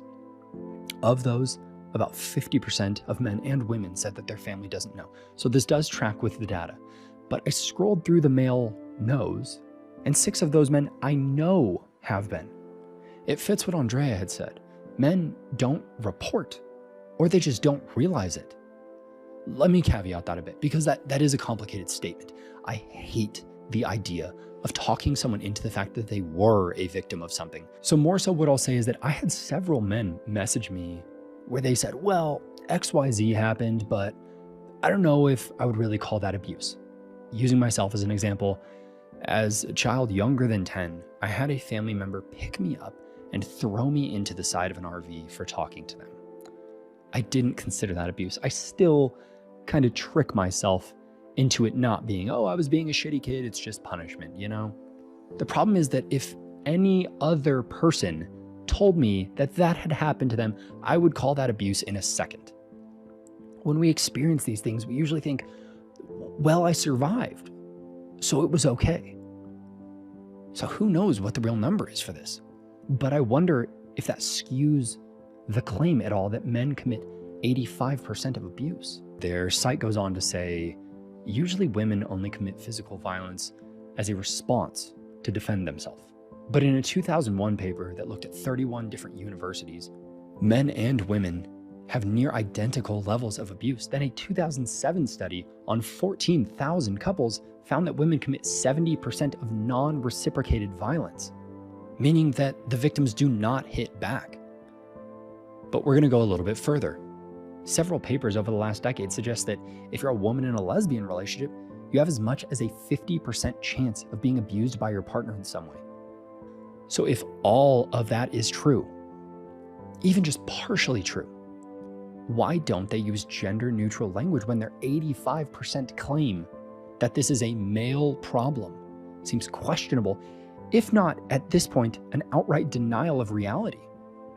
When this model is applied in family court systems, the abuser is required to first admit to the abuse as a step to regain access to their children. Admittance of your wrongdoings or struggles is an important step in any form of rehab, but if you're falsely accused of this, what they're saying is to permanently implicate yourself in a crime.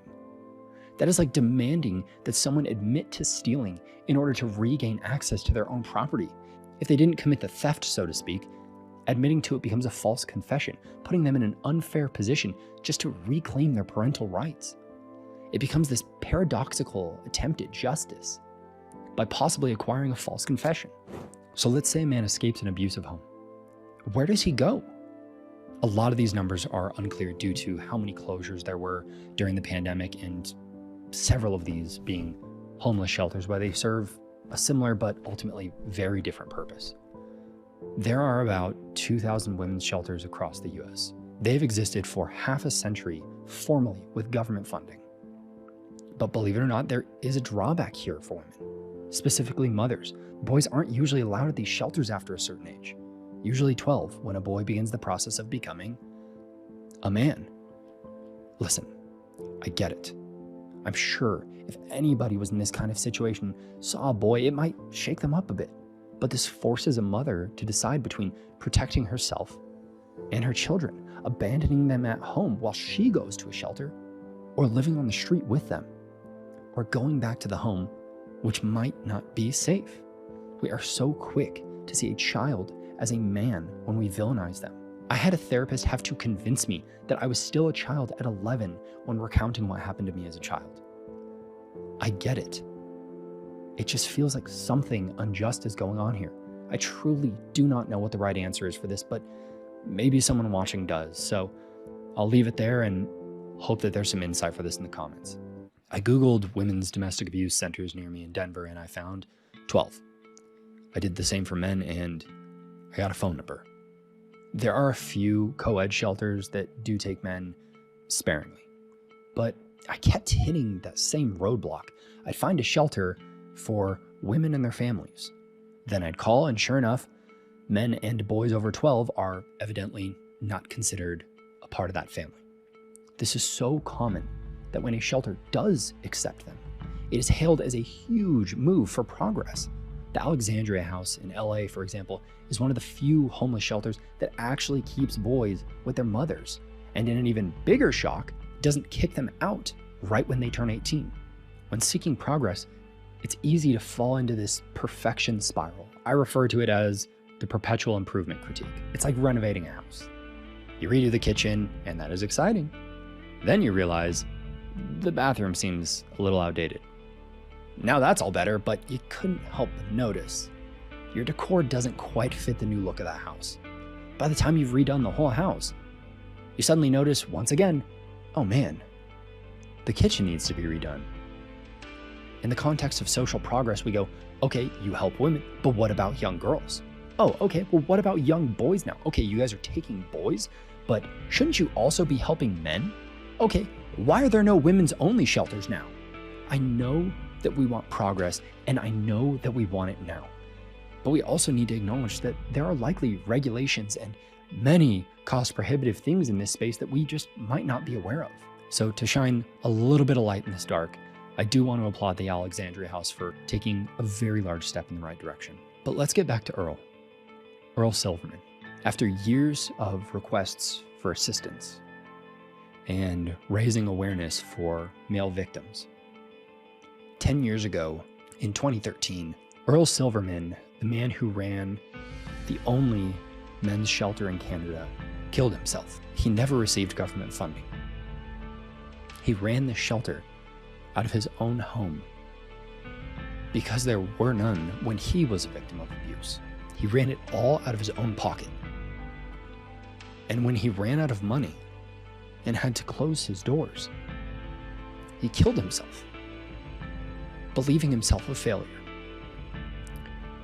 In his suicide note, he blamed the government for not caring about men and stated, "Maybe my death will create a need." Remember, 96% of men said their mental health is connected to their ability to work and provide, to have a purpose. And his purpose was taken from him. Not unlike Leora's husband, and not unlike Forrest's fellow Marine. He hurt his back really badly, so he didn't feel like he could really do anything or be a part of the group anymore. So he just hung himself one day. Didn't tell anybody. The only like visible cues were that he was super nice and wanted to hang out with a lot of people, because I think he was just vying for that connection more than ever, and he just felt like he wasn't good enough or couldn't hack it anymore, and so he took his own life. I think the guys that get out are more of the guys that lose all that connection and then don't feel like they really have a place anymore, so they just turn to that instead. There is an anonymous Greek proverb that says, "A society grows great when old men plant trees whose shade they shall never sit in." At the time of Earl's death, there were no men's domestic violence shelters in Canada, since the only one, had just been closed. From what I can see, there were between 0 and 3 in the US, depending how you define it. In 2017, Texas, the biggest state in the United States, got its first men's-only shelter. Utah got its first in 2019. And in April of 2021, in Toronto, Canada, the Canadian Centre for Men and Families opened, a shelter for men and their families who were victims of domestic abuse. And then another opened in North York, Ontario. And then another opened in Vanier, Ontario. And then another in St. Thomas, Ontario. And then another where Earl is from, in Calgary, Alberta. And though they do run primarily on public donations, CCMF has been the recipient of government funding. It took nearly 10 years from his death. But there is finally shade. In the heart of this topic, men's mental health, there is a void, a taboo that seems to subvert all other taboos. A shadow of shame, stories steeped in this unique pain that goes unacknowledged to the point it seems like societal negligence. Male sexual abuse.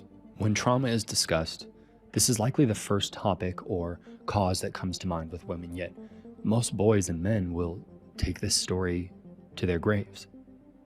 To properly illustrate this, when I asked my followers if they had been sexually abused, the same number of men and women said yes.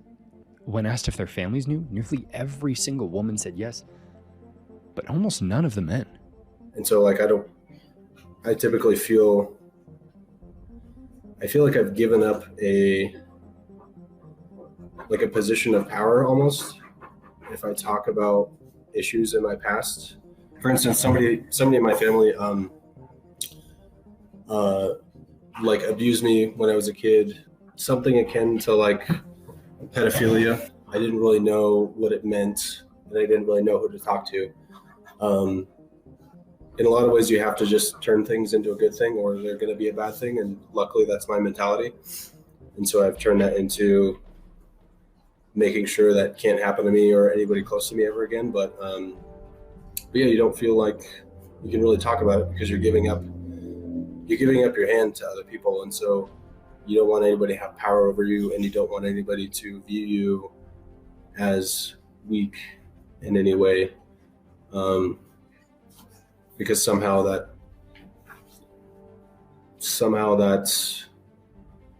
makes you less of a man, I guess. But yeah, I don't really know how to phrase it. It exposes you in some kind of way. Yeah, it definitely exposes you. There are so many unseen ways that men carry the weight of these experiences, as Wes and I discuss here. You know, when it happened to me, there were like years where I was like confused about my sexuality. There were years where I was really uncomfortable around men. There were years where it was like I remember as a kid being scared when I was alone in a room with another adult or with an adult, and not necessarily like I don't know how to explain it. It was like I would be alone with an adult, and because of what happened with me, it was just kind of like really tense for me. It was just immediate like, okay, like are they gonna do something to me? Yeah, I had similar stuff when I was growing up, when my mom, after she had split with my dad the first time, and she had various boyfriends when my dad was incarcerated, I always felt immediately uncomfortable with like this foreign male figure in my house, probably because my abuse stemmed from an authoritative man in the house, you know, that I didn't really know. Based on current data that I can find, the unfortunate reality is that most sexual abuse is perpetuated by men against boys. But the hang up with a lot of these stats is still, in many countries, men cannot be called victims of rape. If a woman is the perpetrator, even less countries would call it that. Think about all the headlines that say, teacher intimate with student, when it's a female teacher with a boy. But teacher rapes girl, when the roles are swapped. It's clear that we see things differently. Oftentimes, even congratulating the young boy in these scenarios, that number becomes even more skewed if we remove the statistics from inside prisons. It is said that what usually gives people the courage to speak up on topics is hearing someone else's story. Since I first talked about this when I was 25, I've been very open about the fact that I was sexually abused for several years as a kid. Yet of all the men who voted yes on this poll, I still had no idea that any of them had had a similar experience, even though I'd known some of them for years. Even when reflecting upon why I spoke about my experience, it wasn't courage, it was an accident. I said something that made two of my friends interrupt me in a movie theater while we waited for a movie to start, and they just said, "Wait, what?" And I froze and just sat there and said, "Can we please talk about this later?" I don't remember the movie. I didn't feel relief after finally sharing it. All I remember was fear and trying to figure out, how do I explain this away? How do I tell them, no, you guys misunderstood, that's not what I was saying? There's a statistic out there that shows most people who commit these terrible acts were victims of it once, as Wes shares here. Yet in a paradoxical way, most victims never go on to perpetuate that abuse. I was about 5, and this was when I lived in California, and I had this friend that I would go hang out with after school and stay the night and stuff. We were classmates, and he invited me over to spend the night with him. And during that time, I can't remember what time of day it was, but I had to go use the restroom, and I was urinating in the toilet, and he comes in and asks if he can perform fellatio on me, and I was really confused. The friend or the dad? The friend. Yeah. Oh. And yeah, I was really confused. And at first I said no, you know, and then he just kept on saying, oh, you'll get in trouble. And I said, okay, but fine. So I let him. Yeah. It's been a while since I talked about this. And I let him, and then like after a bit of time, he told his dad, and then his dad made me perform fellatio on him and the dad. So, you know, I had it bad, and you know, that was my rough one instance, but obviously you can gather from the story that this kid had been sexually recruited by his dad to do this. So I only had to suffer once with that. Now it comes with long-term damage, of course, but he had to go through it. How many times I couldn't even, you know, tell you. That's one of the craziest things about that is when kids just somehow know what that is, and then there's kind of the like, oh well, you're gonna get in trouble, you know. Like I remember talking to, like, you know, once I kind of came to terms with what happened to me, talking to you know, friends and stuff, and just being like, yeah, like I knew what sex was from the moment I was conscious, like, yeah. And I didn't know that wasn't a thing. I didn't know that everybody else didn't know it. So, you know, I'm aware of the things that happened to me with, you know, with my neighbor.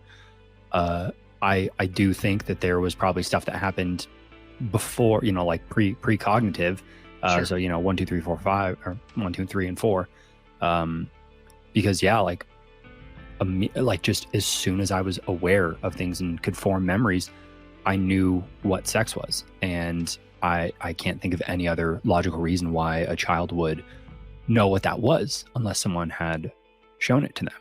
Yeah. But like the fact that this kid says, well, you're going to get in trouble, you know, it's like, who did he learn that from, you know? Yeah, exactly. There are a few questions that commonly appear when this is happening to a boy or a man. Is this my fault? Did they think that I was okay with this? If I didn't want to do this, then why was my body responding? A book I found very helpful in addressing a lot of these questions was Heroes, Villains, and Healing by Kenneth Rogers Jr. One of the most challenging in many scenarios is, if I didn't want to, then why did I like it?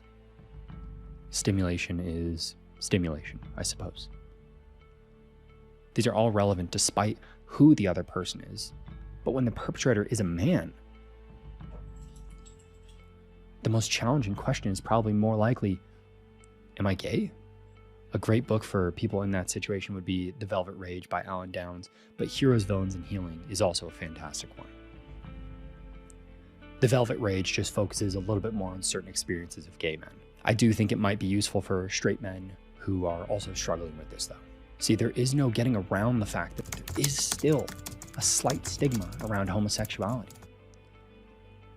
I had a client that I was speaking with during a session who is gay, and we were discussing what it's like, you know, coming out, and how common it is for a parent, usually the father, to see a gay son as their failure as a parent.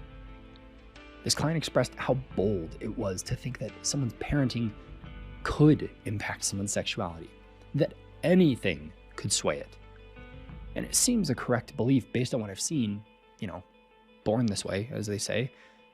But for the boys and men who do resonate with this to any degree, what they feel is likely to that of a scar.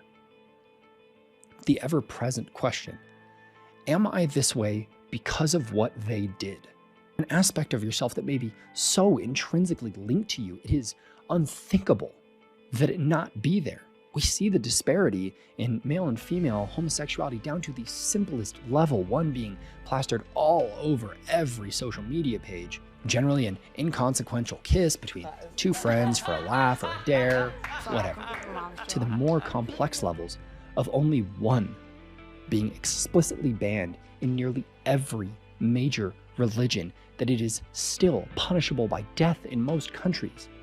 Yes, there is shame, but there is also fear. This is not to say lesbians aren't real and don't have their own experiences and challenges.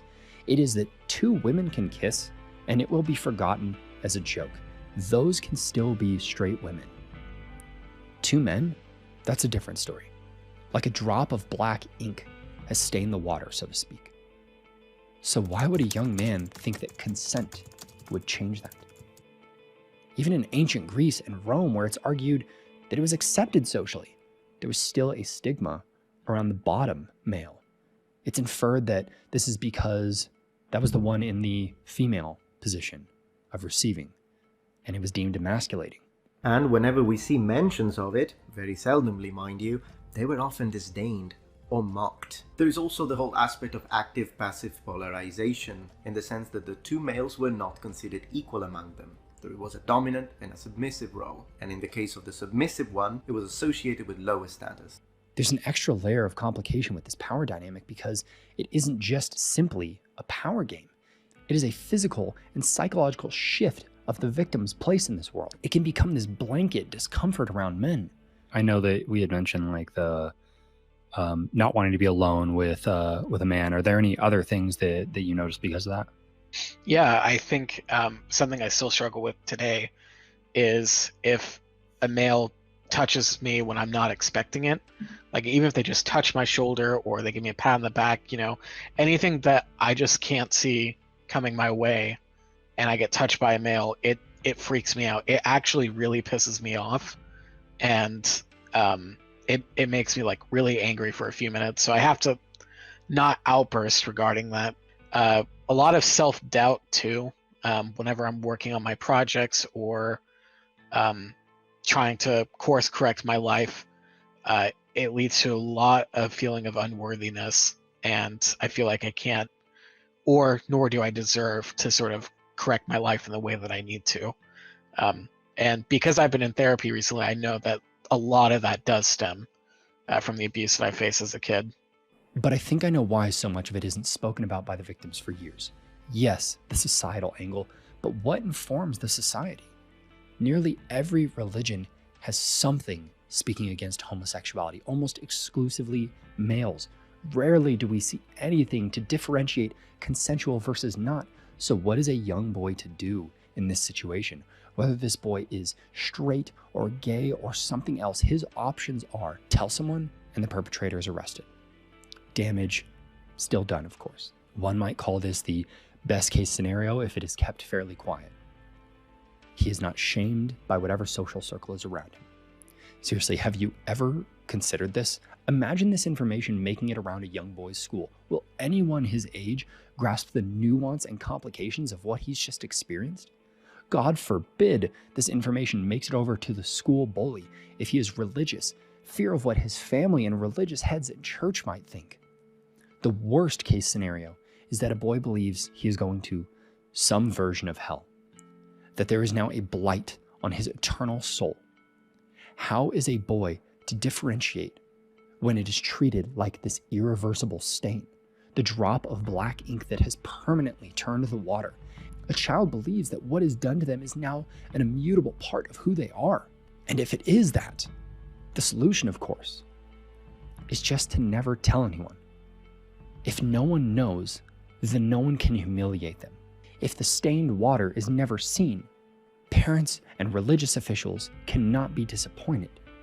And the attacker, they know this. They use it to their advantage. Stigma gives them silence. Silence gives them safety, and silence can lead to shame or worse. I really debated showing this next clip with my mom because this is a deeply personal moment. But we both agree it is important both for the parents of victims to hear and for victims to hear how their parents handle it. To any parents listening, please understand that this is just not something you can really prepare a child to combat. And please give yourself grace around this. I do have one more question actually, because I on this episode I'm talking about me getting sexually abused and stuff like that. I didn't tell you about that until I was 25. What was that experience for you when I finally told you what happened? There were some really rough times in your adolescent. I mean, I would find you curled up in a ball crying, and you didn't know why. And anger, not at you, but, you know, but at your abuser, disgust, anger at myself for not knowing.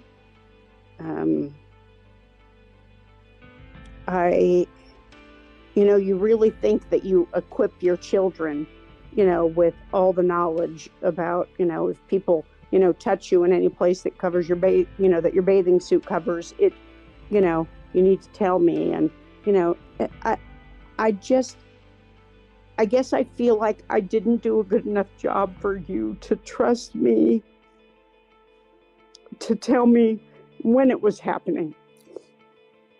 So I didn't open up the lines of communication well enough. It wasn't that, I don't know if I've ever actually said it, but like there was a large component to one of the other men that I have on this podcast had experienced something similar, and he had the same thing where it was, hey, you're going to get in trouble.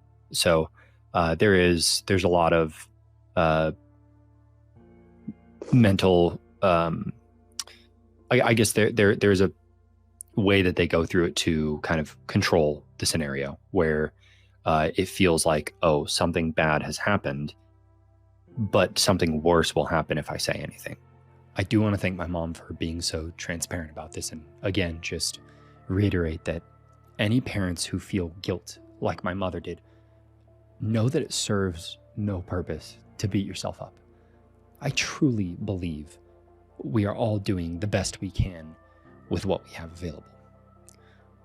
So let's carry on to the next portion of this. There's about to be a very bold claim here that should not be taken as gospel. If this resonates in a negative way, you should talk about this with a professional. I am primarily speaking from my own experience and the experience of people I know. As I alluded to earlier, in 2022, I had a friend who works in the mental health space tell me that there's a strong correlation with boys being sexually abused during adolescence and them being gay or bisexual or gender nonconforming. It's possible this is only a correlation, but some do go further to describe this as a causal link. And that is a very shaky and very controversial claim. Of the men who voted yes to being sexually abused on my poll, 70% are gay or bisexual. Sadia Khan on the Modern Wisdom podcast, episode 694, said this. In my experience of working with bisexual men, usually the bisexuality is not always, but can be linked to some childhood sexual abuse.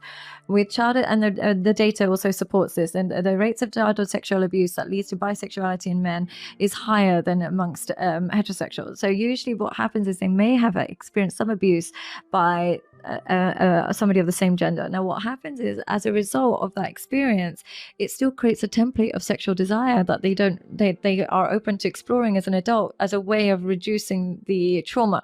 When we've been traumatized, the only way that we think we can un-traumatize ourselves is by voluntarily re-traumatizing ourselves. So they end up exploring a little bit or being a bit curious and stuff, but maybe they were actually heterosexual, but that trauma led them astray. And if they want to go back to being heterosexual, women aren't as accepting, and so they end up sometimes just going down. It's a brutal situation that you get into, because you have to either choose to be untruthful to your partner if they ever ask about your sexual history, or agree to open up about something that you're fearful about how they're going to respond. It is not uncommon to see men begin to treat this like a joke so they can cope or overcorrect or act out in certain ways to regain some sense of power or masculinity. Sometimes more physically, like women purchasing a firearm or taking a self-defense course to feel safe. Men begin to engage in excessive promiscuous sex, sometimes reenacting their own trauma, what Freud referred to as a repetition compulsion. What adds to this is the idea that a man who has had many sexual partners is viewed as a complete stud, while women would be considered a slut. This is a topic that exceeds the bounds of this podcast, so I will just lightly touch on this phrase. As cliche as it is, hurt people, And in more cases than not, promiscuous sex is not necessarily a victimless crime, even when you are very clear that it is no strings attached. This careless dynamic creates a world that men and women hate. Men believing that women will just leave you for the next Chad out there, and women believing that all men want is sex, and those people end up going on to perpetuate this problem. Boys and men who experience this trauma believe that there is some magic in the number of sexual partners you can acquire. Men pride themselves on this number as validation of every time a woman believed that you were man enough. But as the years between them and their trauma increases, it instead becomes the number of times you band-aid inexplicable pain with a temporary pleasure, much the same way many victims become addicts. If nothing else, you have this brief period of time where all of that pain is quiet. Alternatively, it becomes a way to diminish the value of something. Think of it like this. If sex is attached to a painful memory, but you do it a lot, as much as you can, it waters down that act. It's like the first time you hear your parents say a curse word as a kid versus the 100th time as an adult. If something can be done or said or felt that much and that flippantly, what is the real significance of what happened to you if you make the act itself insignificant? If your cup of blackened water can have more water added until there is almost no trace of ink at all, if you can dilute and dilute until it appears to be pure again, then was there really ever any ink to begin with? Understandably, few men are willing to go on record to talk about this. So, in the spirit of transparency, that is more or less my story. From it happening in elementary school, fear of family and religion learning, fear of God and damnation, fear that this drop of ink was because of him, fear that my soul and my sexuality was stained. It's a controversial thought to say that it may have had a hand in determining my sexuality, because people will hear that and then begin to extol the possible uses of conversion therapy. They hear repetition compulsion and see it only as a symptom of a disorder. One of the hardest things I've ever heard in my entire life was, "You're not bi, he just did something to you and you liked it." And while I disagree with that, I don't know that we currently know how sexual trauma really impacts the brain, and I don't know how long it will take to understand the unique impact of every individual. At first, it was, I kind of dismissed it through sort of being really sarcastic or trying to downplay it with humor, because that was kind of the only way I could reintroduce it in my life without it harming me in the immediate. So I would make jokes, and it's still something I can do today. Admittedly, I'm not saying it's exactly healthy, but it's still something I do, where I'll make fun of myself for that situation. And so I think that's how it sort of started. I can't remember the first time of bringing it up. Was like, I remember the first time I started to think about talking it, and that's when I was reading through Berserk the first time, and we saw what happened with Guts. And then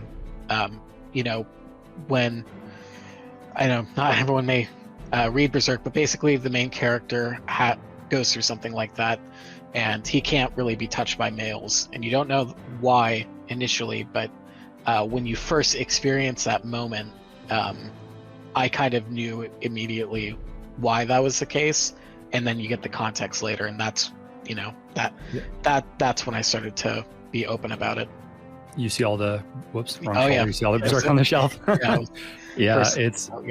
You and I both, like, anytime we talk to someone who's had some kind of traumatic childhood experience as a male, we're always like, look, like, even if you don't like manga, just read the first 3 books of Berserk. And like I remember reading that, because you were on me about that for like years. You're like, just read this. And I don't know when I finally did or what it was that finally like pushed me into doing it, but like I read that first one, and I get to that page, and like, dude, that shit that hit me so hard, because it's very graphic. It is like it doesn't it doesn't hold back on that at all. It's just like this is what happened to him. And yeah, dude, like and it was the same thing, you know, like the thing about like men touching him. I always had this thing about like men being behind me. Like even if I like close my eyes and think about a person standing behind me, it like kind of makes my like, makes my skin crawl. Being in restaurants and stuff, I always have to be in a position where I can see all the entryways, which there's like, I guess some stuff about that, like, oh, it's connected to like PTSD. I don't know, but it's just, I know that that's been a thing for as long as I can remember. Yeah, it's really strange the way that all this kind of stuff affects people.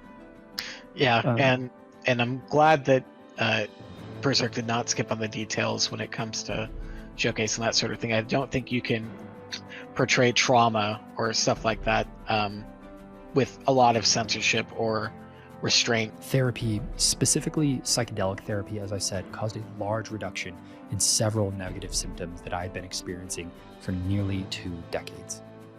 A downstream effect of that was a healthier relationship with sex. And in my case, that showed up as a large decrease in attraction to men. I don't know how it will impact others, but I can confidently say that whatever your relationship with sex or sexuality or your view of these things and how you interface with them, it can be improved. If you were in a situation like this, whether it's a male or a female, an acquaintance or a family member or a stranger, I hope you find the healing that you need. I hope you gain what took me 5 years of active daily effort to achieve. I hope you don't spend almost 2 decades in denial, and I hope you find all of these things much quicker than I did. Restricting topics that you feel like may harm people are going to do more harm than good. You know, that's what I feel, because you're ignoring the problem. Take that from, I guess, both of us who didn't deal with it for such a long time. Yeah, for years. So I mean, I should have dealt with this. I had a chance to deal with it when I was in therapy as a preteen, and I still didn't. You know, so yeah. So did I. But the thing is, like, there's an element of denial to it in the beginning, where it's like no, like this didn't happen, or like, okay, like this did happen, but it was kind of my fault, or like, okay, this did happen, but so wasn't I sort of choosing it? It's like you find ways to make it to where like you're not like the victim of a situation. Like I remember actually being in therapy to address a lot of this stuff in my mid-20s, and talking to the therapist, and I was like, well, like it's kind of my fault, like I should have done this and that. And he's like, Andrew, do you know what an 11-year-old looks like? And I was like, well, yeah. And then he's like, I don't think you do. And we don't change, like, from our, I don't think of myself as now being 30 any more than I do as like a 12-year-old. I feel like the same person on some level. So when I think about things that happened to me back then, I'm thinking about myself having the abilities that I have nowadays. And my therapist was literally like, I think you need to see what a child actually looks like. And I went home for Thanksgiving that year, if I remember right, and I saw my nephew, who was 9 or 10 or something like that, and I was just like, there's no fucking way that this kid could defend themselves against someone that much older than them. There's no shot. And like, that was fucking crazy for me to like actually see someone at the age that it happened. And I'm like, that's a fucking child. Yeah. You do your best to sort of contextualize the situation in any way where you feel like you had more power or agency over it than you really did, so that you can kind of move on. But unfortunately, I think that just bogs you down and makes you not really deal with what happens and understand why it happened, because you're just kind of getting to the circumstances of it happening to you, but not why it happened to you. And so that doesn't do you any good as far as I'm concerned. Viktor Frankl has a book called Man's Search for Meaning, and he talks about how the people who actually made it through Auschwitz, the only reason that they were able to was because they made meaning out of their suffering. So as much as I hate it, I remember my mom, not the most opportunistic time to bring this up. I was like in the early stages of like acknowledging it and everything. And she had a more like religious bend on it. So Sure. I also don't think I was really receptive to that. But she was like, you know, what if what happened to you, what if the reason that it happened was so you can help other people who have experienced that kind of stuff? And, you know, she was, again, going at it from a God angle. So I was like, no, like blah, blah, blah. But the way that you really move on from a lot of this stuff is by making something out of that, I guess. Like there needs to be, even if there wasn't a quote reason for it, there needs to be a thing that you can gain out of it. Otherwise you are permanently a victim of it. I would say you're not culpable of what happened to you, but unfortunately you're now responsible. So you have to take what you do with what happened to you and make the most of it, like you were saying. And if making the most of it is just therapy or, you know, connecting with people who experience the same thing, then, you know, you should do that instead of ignoring it or deflecting or finding unproductive ways on how you deal with it. Feminism and men. In 2016, I considered myself a huge feminist. A huge feminist. And if I hadn't deleted my old Twitter, I'd have loads of tweets to back it up. How many times have we heard feminism's for men? Is that feminism benefits men? Feminism is beneficial for men. Feminist boys are future men. Feminism is as important for the men you love as it is for you. A lot of MRAs say that feminism doesn't fight for the rights of men. What would you say to that? Cry me a river. Really, because feminism is a movement about the discrepancies when it comes to women's equality. I heard about the movie The Red Pill by Cassie J and wanted to hate watch it with some friends. At least that's what I told them. The truth is, I wasn't doing well. Mentally, I wasn't sure what was going on, but I'd heard a podcast that referenced this movie. Men's rights, men's mental health, basically a bad word in the circle of people that I was in. Maybe there was something in this movie. Maybe it would help us as a society, or me as a person, to have more clarity and understanding about where we were. Because these friends that I had invited truthfully weren't doing much better mentally than I was. As we watched it, anytime a good point was made, it would hit me. There is no denying that there are many human rights issues that uniquely or disproportionately affect men. Paternity fraud uniquely affects men. The United States Selective Service, in the case of a draft, still uniquely affects men. Workplace deaths, disproportionately men. War deaths, overwhelmingly men. Suicide, overwhelmingly men. Sentencing disparity, life expectancy, child custody, child support, false rape allegations, criminal court bias, misandry, failure to launch, boys falling behind in education, homelessness, veterans issues, infant male genital mutilation, lack of parental choice once a child is conceived, lack of resources for male victims of domestic violence. So many issues that are heartbreaking if you are the victim or you love someone who is the victim of any one of these issues. These are men's issues, and most people can't name one because they think, well, men have all the rights, they have all the power and privilege. But these issues deserve to be acknowledged. They deserve care, attention, and motivation for solutions. But in those moments of sitting across from my enemy, I wasn't listening. What was I doing? I was anticipating. I was waiting to hear a sentence or even just a couple of words in succession that proved what I wanted to believe, that I had found the misogynist, the ground zero of the war on women. Well, I couldn't keep denying the points they were making. There are real issues. But in my effort to avoid agreeing with my enemy completely, I changed from putting words in their mouth to acknowledging the issue, but insisting they are women's issues. So here are two examples of how that would go. A men's rights activist would say to me, men are far more likely to lose their child in a custody battle. And I would counter, well, because women are unfairly expected to be the caretaker, it's discrimination against women that women get custody more often. Yeah. I'm not proud of that. Second example, an MRA would say to me, men are roughly 78% of all suicides throughout the world.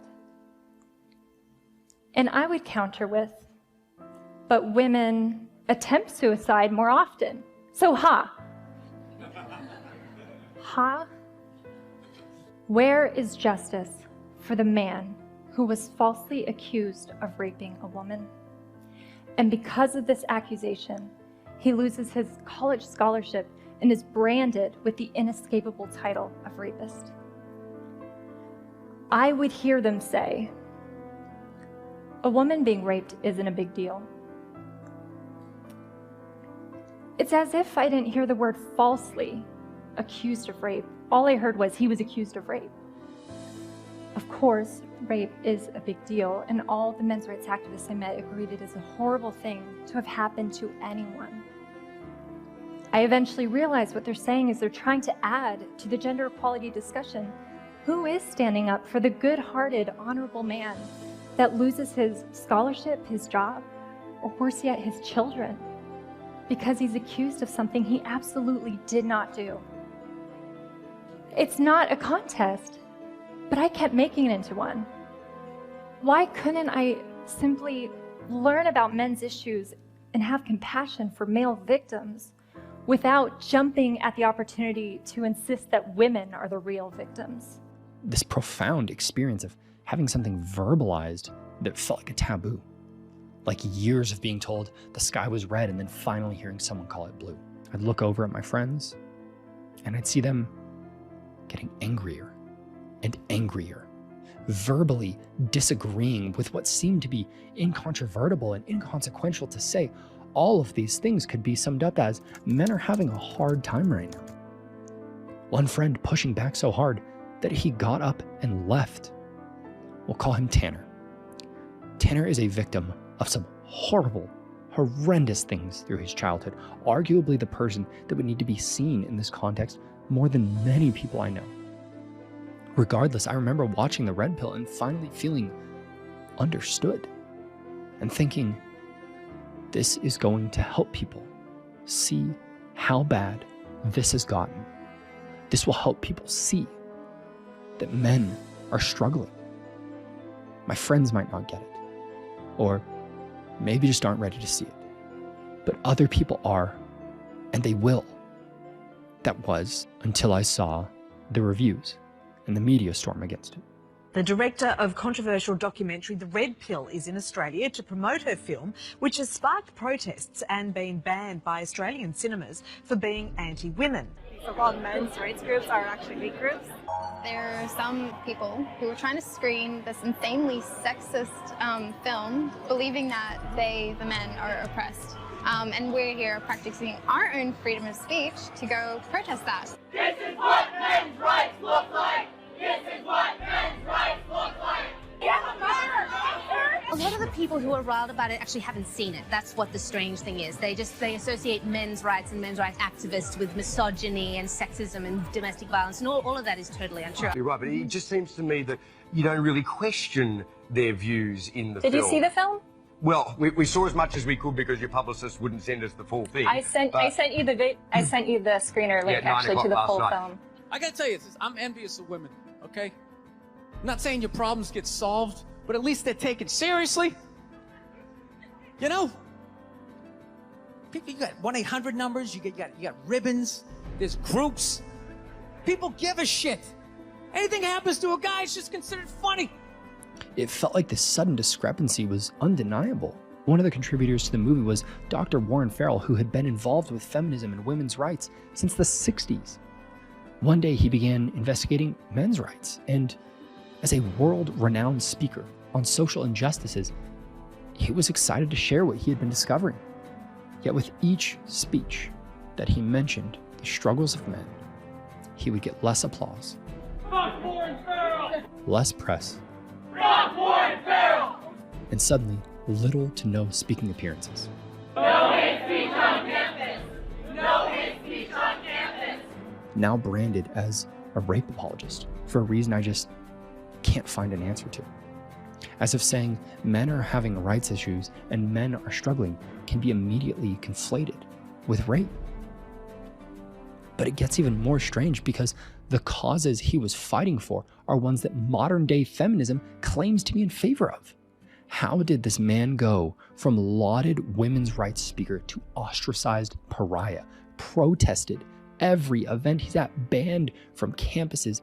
As of the 26th of November, 2023, typing "kill all men" into the Twitter search bar produced 58 profiles, many of which also have feminist and anti-men in the same Twitter bio. While typing "kill all women" into the Twitter search bar produced 8 profiles. Typing "proud misandrist" into Twitter produced about 22 profiles, while typing "proud misogynist" into the Twitter search bar produced about 5. We teach boys they aren't desired with common tweets like "I'm pregnant, wondering if it's a girl or an abortion," a joke that is repeated ad nauseum. The average boy is behind at every level of education. During the pandemic, men were dropping out of school to look for work at higher rates than women. You see the same general sentiment of how are you going to be so advantaged as a man and still fail? All over from the left. Why is this not a cause for concern? All of my life, there was a push to get women into STEM and other traditionally masculine educational tracks. Yet men falling away as a whole garners almost no attention from those same people. The data that Richard Reeves has found on this topic is astounding. What nobody expected was that girls and women wouldn't just catch up to boys and men in education, but would blow right past them and keep going. Everyone was very focused, quite rightly, on getting to gender equality, getting to gender parity. It's not that long ago where there was a huge gender gap the other way, and there was huge focus, correctly, in the 70s and 80s to really promote women and girls in education.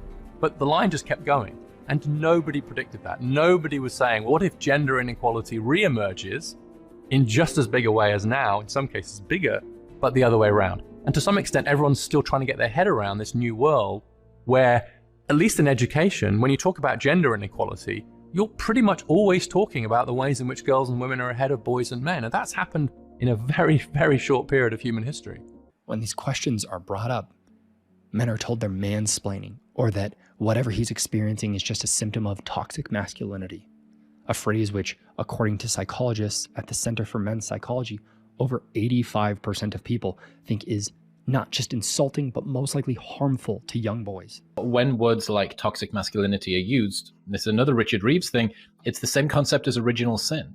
It's like there is something inside of you which is inherently wrong. It is a part of your makeup and it must be expunged. We must come in and we must do the exorcism. You must prostrate yourself upon the altar of gender ideology to be able to fix this problem. And the main thing that it does, like regardless of whether you think that there are toxic elements of masculinity or not, what it does is it causes men and boys to check out of the conversation. If I am told that there is something inherently built inside of me which is wrong and reprehensible and it must be cleansed, it must be sanitized and sterilized out of me, guess what? I'm not fucking listening. The horrifying stats of men ending it all. All of that begins with teaching little boys, young men, that they are the problem. Not that they are part of the problem, that they are the problem. If you use Reddit to any major degree, you may have noticed that talking about men's rights will get you automatically banned from many threads by bots. The Southern Poverty Law Center has several men's rights groups classified as anti-female hate groups. This might seem like I'm nitpicking, but even when asking my followers if the left or the right has abandoned them more, 86% said liberals. And that was even split with men and women agreeing. I got several DMs saying any men who say feminism isn't for them just doesn't understand what it's supposed to do. But the most common response to that I got from other men is it doesn't matter what it says it does if men don't think it's helping. Like, what the f is this? How does this address men and their issues? It doesn't. Why does their advice always seem to be, become a liberal? Hey men, here's how to fix all your problems. Agree with me politically. But still, 86% of people saying that is outrageous. Only 14% of people think conservatives have abandoned men. Is there any truth to this being a near completely one-sided issue? Let's use the case of Isla Bryson, for example. A biological man who was convicted of raping 2 women, but suddenly transitioned to a woman so that he could have access to a woman's prison. The left lost their minds at this, and Isla was barred. Rightfully so, I might add, and oh wait, that was conservatives. But this is seemingly the only time conservatives have ever cared about a man committing sexual assault within prison walls. Prison rape is treated like a joke, a literal don't drop the soap joke. Where is the outrage for men locked up for these low-level crimes who are being assaulted in prison? Where is the Fox News broadcast for the 900,000 plus male sexual victim incidents that happened behind bars? Where was the press tour in 2008 when the United States became the first country to have men be raped at higher rates than women because of what happens behind prison walls? But a man puts on a blonde wig and suddenly conservative outlets care? Suddenly they're angry about this? Of course, the inverse of this poll implies that conservatives are actually helping men. One of the reasons that the right has dominated the conversation with men so much is because it's largely been evacuated by the left. So let's think about that. Who are speaking out for men that feel lost and dejected? Like them or not, positive influences or not, Andrew Tate, Jordan Peterson, Joe Rogan, or whoever else comes to mind. You might not like these people. You can call them toxic. One of them, I think, far more than the others. They might not even be the right people to talk to men. But they are talking to them. And they are encouraging them. Like I heard one, I think it was a guy called John Proctor, and he had a great quote where he said, you can achieve more than you have because you can become more than you are.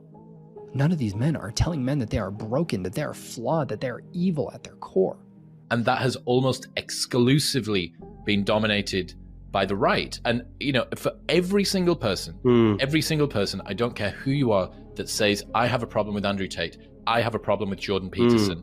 Okay, who do you suggest instead? And I asked the guy who you helped me prep for, and I was like, okay, I understand that you have a problem with the people that have just been held up as potential role models for men. Please tell me who you would suggest instead. And it took 10 seconds in front of a live audience of silence for him to say, my brother-in-law. And I was like, how about somebody that we all know? Who has the left offered up that tells men they can be more than they are? That fatherhood is good. That masculinity is a good thing. Very few, if any. We talk a lot about how Andrew Tate has indoctrinated boys, and in a lot of ways he has. I don't support Andrew Tate in the least, but we haven't also talked about how there are organizations that are going into schools right now to indoctrinate boys, educate them, just like Andrew Tate, but to educate them that they are violent, like rapists in waiting. Even the advice on how men can remedy their solution seems to be barren from the left. So I asked some men what they think good masculinity is, or someone who is admirable in that way. For me, being a dad is number one. So that role model that I'm looking for has to be a dad above everything else. Number two, they are willing to do what it takes, whether it's like, again, it doesn't have to be like working super hard, but it could be like working super hard on yourself, doing a ton of work on yourself, keen sense of self-awareness, because I think as men, that's the one area we fucking suck, is we're just like, I have no idea how I'm being perceived. I'm just trying to work on the best I can. somebody that is vulnerable, being able to listen to somebody, being able to sympathize, somebody being able to just be there for another person. That to me is the definition of a man that you want to call a friend. I think right now in society, you've got one side is telling guys that they're toxic and no good and blah, blah, blah. And then you've got another side that's telling them to be like way out there on the masculinity side. And I think that's given a lot of conflicting information to people, like influences and stuff. And it's like no wonder that men's mental health is struggling so much. God, number one, if you see God as a male. But besides that, a physical person, I personally recommend Rollo Tomasi. And his third book, as you know, is titled Positive Masculinity. And he's been married 27 years, But I think historically people often would list their father or their uncle or someone who's actually close to them. Like let's say 100 years ago, maybe even 50, 60 years ago. Once Hollywood became the full thing that it is now, so much more of our psyche of like who we emulate has moved towards like celebrities and singers and different people and like has supplanted, I think, the role model. Whereas like in religious society, there is built in this like respect of your elders, respect of your parents. And a view of the higher power, whatever that is.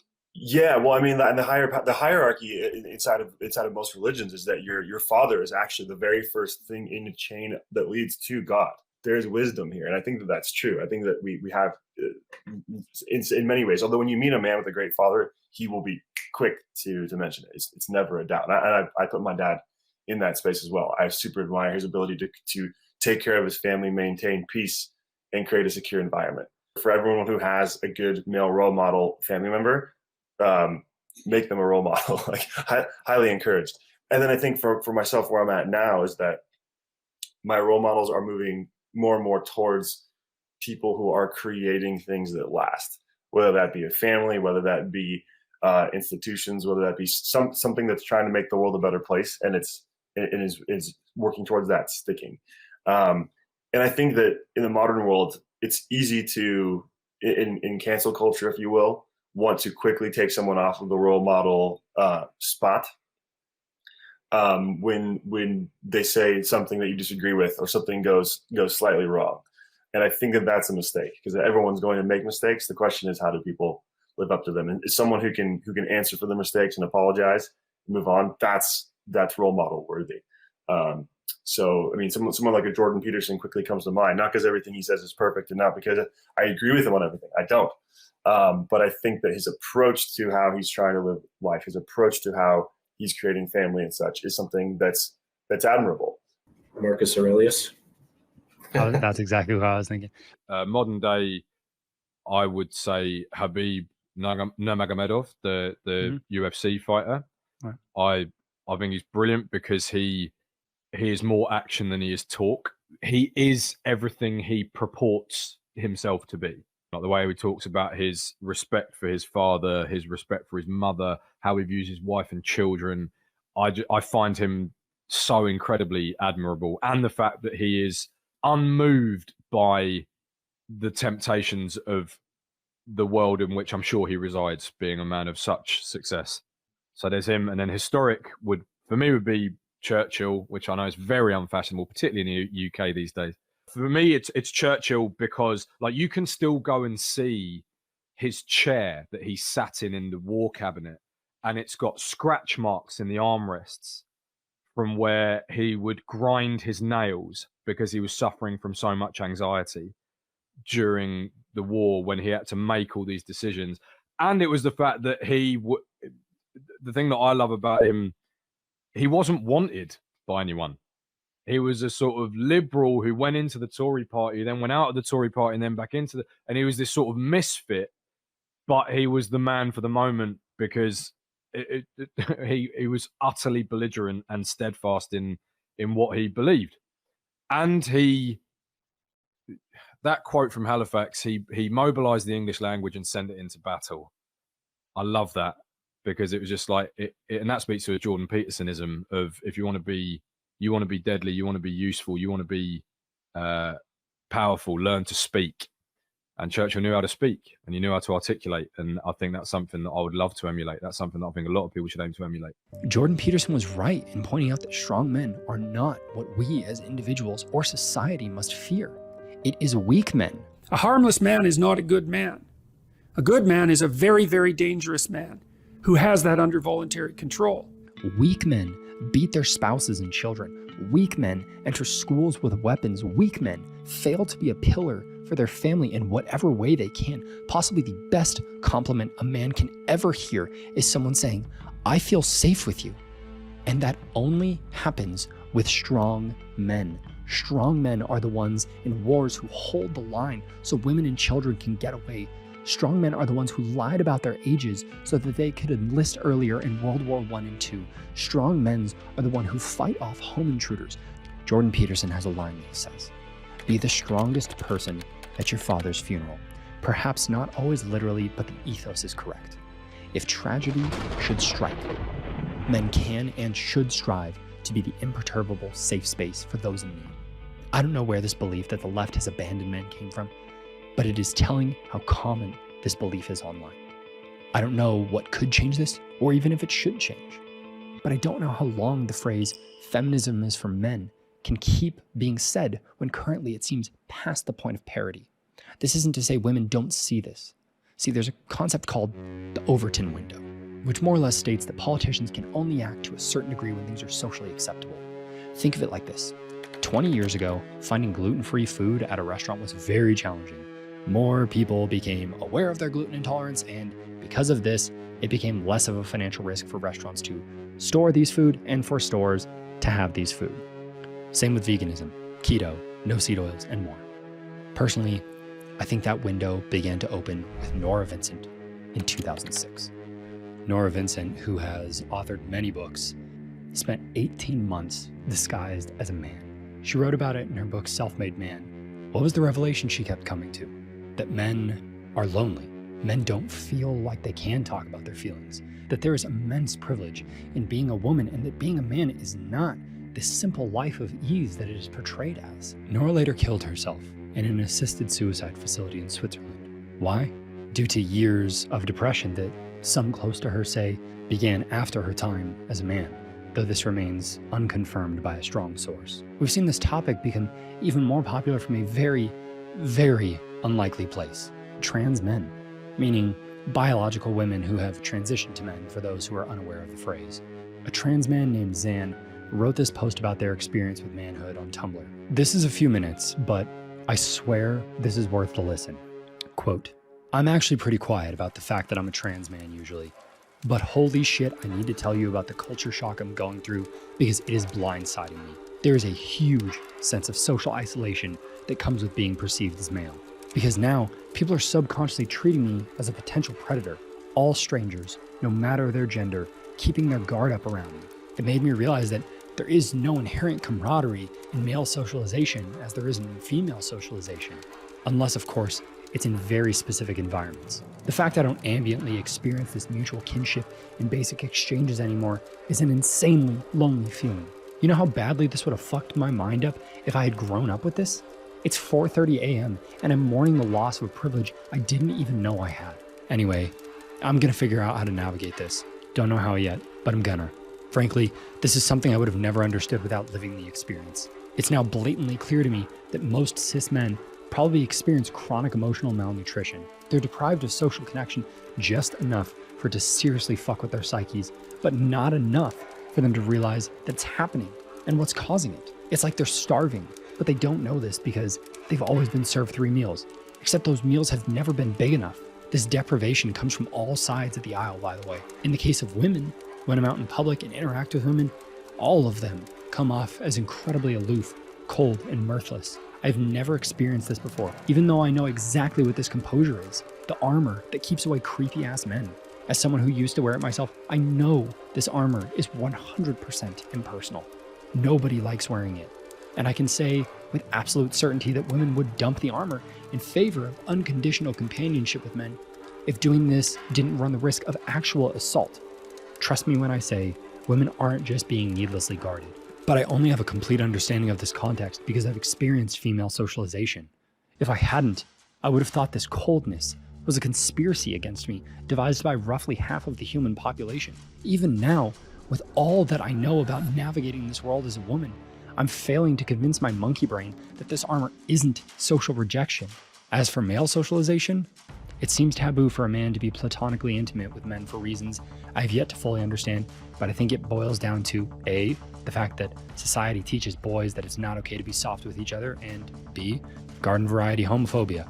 Our media only shows men being intimate with one another when they're teamed up against a dire situation, and I'd bet real money it's a huge reason why men gravitate toward activities that simulate being teamed up against an opposing force. But men are not machines of war. Yes, testosterone absolutely gives you dumb bastard brain, but that just makes you want to skateboard a wagon down a hill or duct tape your friend to a wall, not kill someone.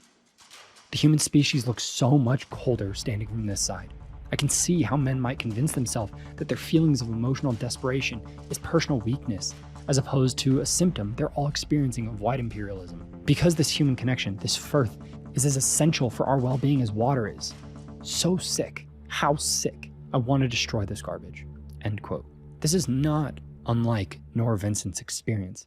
And even though she now experientially understands both sides, it still shocked and disheartened her. Or James Barnes, another trans man who experienced, as they put it, closer friends as a woman with girls I met in a bathroom than I have with men in my 8 years as a man. I had closer friendships with random women I met in the bathroom before I transitioned at clubs because of how open women are than I've had in my 8 years of transitioning. Because women are just so much more vulnerable and deep than men. What's hard is none of this invalidates how real and raw women and people who are in marginalized groups feel about cis white men. All of that's valid. But I also now understand why the suicide rate is so much higher in men. Because this shit is lonely. There are large groups of women called the honey badgers, comprised of former feminists doing everything that they can to raise awareness for men. A YouTuber, Shoe on Head, had a massively viral video simply titled, "Did We Fail Men?" So, yes, the pendulum is swinging, I think, and that is a good thing, but all of these women that are speaking up for men are getting called pick-me's, as if to imply that the only reason a woman could care that men are suffering is to capitalize on it in some way. What a nasty thing to think. There's a strange thing that happens when you are in the in-group and stick up for the out-group. You will be hated. And while I've given many examples of this, I want to again quote Cassie J in her 2017 TED Talk, Meeting the Enemy. When you start to humanize your enemy, you, in turn, may be dehumanized by your community. But even this pick-me insult does have some truth to it. There will be grifters in any space that has a void. Look no further than Jess Pearly Things, who has gone so far out of her way to appear as an ally for men that she has fully gotten into the space of hating women and saying that they shouldn't be allowed to vote. Feminism and women catch a lot of flack in the crossfire of men's rights, and they're often treated as the villain. I don't think they are, though. And feminism, for all its faults, did do a lot for women and men. But wanting a spotlight on male struggles doesn't mean anything against women. I asked nearly every single person I interviewed if they had any resentment or hatred toward women in their heart when discussing these topics. And guess what they all said? Absolutely not. No. How could you? No, exactly. How could you? They're oh my God. I love women from the bottom of my heart is like right here. I love them all the way to the top of my heart. I do not hate women. I love all the women. It doesn't matter. No, that is such a huge false narrative. False dichotomy, yeah. Being played out. No. Are there women haters? Absolutely out there. Are there men haters? Absolutely. You know, you've got on the fringes, you have all of that. Yeah, but I would say as a whole, absolutely not. No, I actually tend to really love women. Yeah, I think that is a horribly false dichotomy. I feel like to me, the whole goal is care about everyone, like see everyone's problems. I do not think that a man saying that they need to talk about their mental health and they need to talk about it like with somebody, another man who knows what it's like to be in their position, has anything to do with being negative on women at all. For my life, I've never been able to get ahead in the areas I want to by looking at it that way. So again, I always look at it and go, if I care about men's rights, I also care about women's rights. The same way as like I care about my daughter, of course I care about my son, right? And so it's the same thing. Just because I love my wife doesn't mean I have to not love my kids. And just because I love my kids doesn't mean I have to not love my wife. No, of course not. Of course not. No, listen, we're all on the same team. You know, bottom line is no matter what sex you are, no matter what race, religion, bro, we are all on the same team, the human race. So let's all acknowledge each other's problems. Okay, everybody has their own problems. Every individual has their own problems, just like every different sex has their own problems. Every race has their own problems. Every religion has their own problems. Okay, we just need to acknowledge that other people have problems that we might not have in life, and embrace that. You know, don't try to one up each other. Just work with each other. If we stop viewing it as a zero-sum game, then we have the incredible ability to find a new height of mental thriving for everyone that we've not seen yet. I really don't think that a lot of women understand the lengths men are prepared to go to make their women happy. Like that's not to say there's not bad apples out there, because of course there are. But to the women listening to this, you have no idea the lengths and breadths your man is prepared to go to for you. Just give him that opportunity. Male body positivity and dating. What does a man look like when you think about it, when you picture that in your head? Is it someone strong, someone skinny, someone tall, short, whatever? Whatever it is, I'm sure you and I can both agree that there is not, and never has been, a men's body positivity movement. Even the implication of it is treated with laughs. We can see Chris Hemsworth as Thor diced out of his gills on copious amounts of anabolics, but then as Fat Thor, his obesity shown to mirror his lack of utility. On the couch playing games, a failure, unable to kill Thanos. His body the physical manifestation of these things. You do not have to look far to find it for women though. There are literal covers of health magazines with overweight women on them, but as I covered in episode 59, most ideal male bodies require steroids. Not only can a man not be fat and it be socially acceptable, he must abuse anabolics to have a physique that is desirable by celebrity standards. That doesn't even begin to scratch topics like being a man under 6 foot. I realize this sounds insane because it is, but there are men literally breaking their legs and undergoing several month-long surgeries and recoveries just to add a few centimeters to their height. It can take up to a year in some cases just to walk normally, but on most dating apps, it is almost impossible to even get a right swipe if you are under 6 foot. Being under 6 foot has become a literal non-starter insult. Short man energy, as they say. What did you just say? It's short man energy. What does that mean? Like, are you hating on short men? Yeah, it was kind of mean. It was like a derogatory stance, I guess you could say. You know what? I'll let it slide as long as you're okay with fat girl energy. Or what about big dick energy as a positive phrase? What would the inverse of that mean? Big dick energy. Big dick energy. I don't like this term big dick energy or small dick energy because everyone's about body positivity, right? How are we going to talk about men who have desirable characteristics have big dicks and men who have undesirable characteristics have small penises? There are some wonderful men with small penises and some terrible men with big dicks. Women can willy-nilly throw out big dick energy, small dick energy. If I started throwing out loose pussy energy as a term to describe someone that was undesirable in some way, I would get canceled. But loose pussy energy, bro, you get in trouble. You say that shit. I believe all of this makes dating a very challenging area for men. I think it is a large reason that so many men have just sworn off dating, specifically due to some of the factors I partially covered in episode 58. There was some stat that I saw where it was like 50% of men haven't approached a woman with intention to like ask her on a date You do a lot of stuff it's not higher than that, honestly. Dude, I'm I know, but it's like, it's crazy, like, to actually see that number. Because then I'm thinking about it, like, I live downtown Denver, and I'll walk by people, and I'm like, dude, every other guy that I see, it's possible that they haven't like asked a gal out in at Right. least a year. Like, it's nuts. That is a problem. What's that kind of looked like on your side of things? You know, so from my side of things, what I will say is I think there is a lot of pressure put onto young men, especially, to have a girlfriend, to have a relationship. And this can actually like mess a lot of guys up, like, especially if, you know, if you're my age, you're 20 and you're working on, you know, yourself and your fitness and your health and in business, trying to incorporate a girlfriend into that can actually bring a whole world of chaos. And I think a lot of guys deep down know this, or they're just scared of rejection and they don't want to approach a girl at all because they don't want to be rejected. I think sometimes there is likely a bit of fear that things will go well, though, at least temporarily. Divorce for years was something men in particular were very fearful of, as courts once gave preferential treatment to women.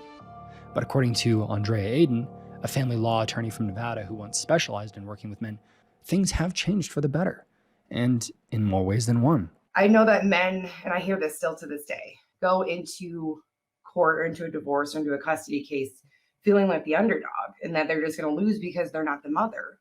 And that's not the case anymore. Nevada law says preference cannot be given to either parent based upon sex. It really truly takes something significant like a drug problem, mental health issues, alcoholism, domestic violence, for there not to be joint custody in a divorce or custody case. And in fact, there used to be laws on the books years ago called the tender years doctrine, which actually gave preference to women for the younger children, assuming because they're breastfeeding or whatnot. That does not exist anymore. We negotiate visitation schedules to allow for breastfeeding, but also to allow for joint custody for the dad. So I always tell my male clients, you're not coming in as an underdog. You are walking into that courtroom with absolute equal rights.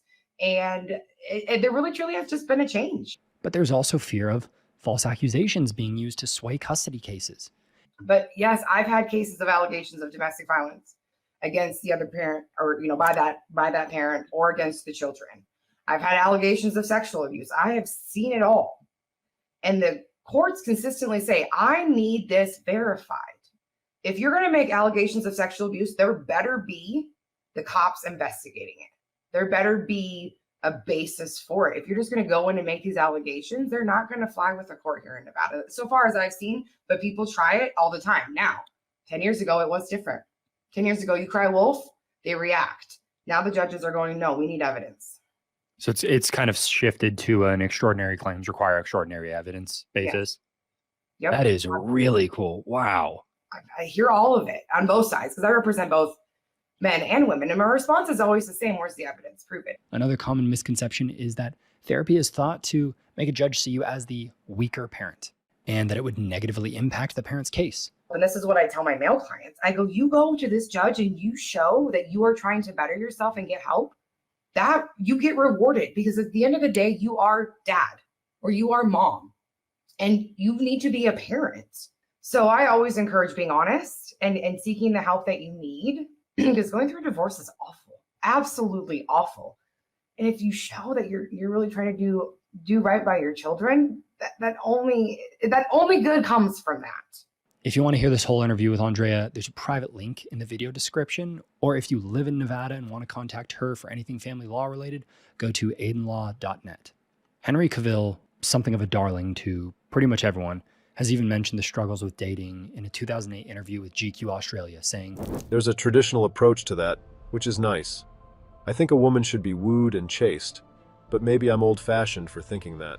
He says that just isn't quite as acceptable in today's climate, saying, "It's very difficult to do that if there are certain rules in place. Because then it's like, well, I don't want to go up and talk to her because I'm going to be called a rapist or something. So you're like, forget it. I'm going to call an ex-girlfriend instead, and then just go back to a relationship, which never really worked. But it's way safer than casting myself into the fires of hell, because I'm someone in the public eye. And if I go and flirt with someone, then who knows what's going to happen." There's something called error management theory. Think of it like hearing a fire alarm go off. There might not be a fire, but you're better off assuming that there is, because how many chances do you really have to be wrong about a fire in your house? In dating, how often do women do the first approach? It's quite rare. A man might make an approach and be wrong, but the alternative of not taking a chance and not approaching means he may never find someone. Of course, there is an opposing application of this too. If you think someone might make an accusation against you, then you're better off being wrong and not taking the chance on the approach. Does that make sense? You're better off taking a chance on the false positive and not approaching. But how far can this really go? There's a group of people called the hikikomori in Japan, people who have been completely isolated for at least 6 months. There are currently 1.5 million people in Japan who have just withdrawn from society. No social interaction, addicted to porn or OnlyFans or their computer, and the US isn't far behind. Men are staying inside, dating AI chatbots and listening to videos of AI Batman to cure their porn addiction. I understand that quite a few of you out there are dealing with a pornography addiction. If you are struggling, I want you to know that you have my support. Seriously, that video has over 1 million views and 4,000 comments of people thanking Batman. No judgment about what helps people. It just really surprised me. So much of this has become a direction of causality issue where the focus is more on who is to blame. Is it modern feminism and MeToo? Are men single because society has been telling men not to approach women in public for 2 decades? Did the phrase words or violence make a guy hesitate the next time he saw a girl smile at him because he's scared he's going to be looked at like a creep? Yeah, maybe partially, but there's also a fair bit of, rape and murder from meeting up with people on Tinder. So women also have their portion of error management theory to deal with. Something like, oh, I should ignore this man just in case he wants to kill me. Much like Henry Cavill, I'm kind of old school in the meet someone in real life by going up to them kind of way. But for years, and honestly still to a degree, women just say not to do this. Respect women's boundaries. We don't want to be approached. Women do not want to be spoken to in public by strange men. I remember being in my early 20s talking to my mom about it and hearing her say, well, women do want to be approached, Andrew. Then my uncle saying, but only if they think you're attractive. So this has led to what Chris Williamson calls the failure of cross-sex mind reading. Men don't ask women out, but men want to meet women. Women want to be approached, but only sometimes. It's this big, messy paradox where no one gets what they want because of bilateral failures to communicate. But yes, some women are still old school, wondering why men just don't do this anymore. Why guys don't approach girls anymore? Why men don't approach women anymore. Why do pretty girls sometimes never get approached by guys? The reason why men are no longer approaching women has nothing to do with him not being attracted to you. I don't know why they're not going up to women. Like, what's holding them back from that? Because of feminism and MeToo and all that shit. And because women will fucking put men on blast who like maybe awkwardly approach them. So there's like this social component now where like people are terrified to get like fucking exposed on social media. I will say the don't talk to women trope did give birth to one of the best TikTok trends ever. Do not talk to a girl. Come on, man. That's too easy.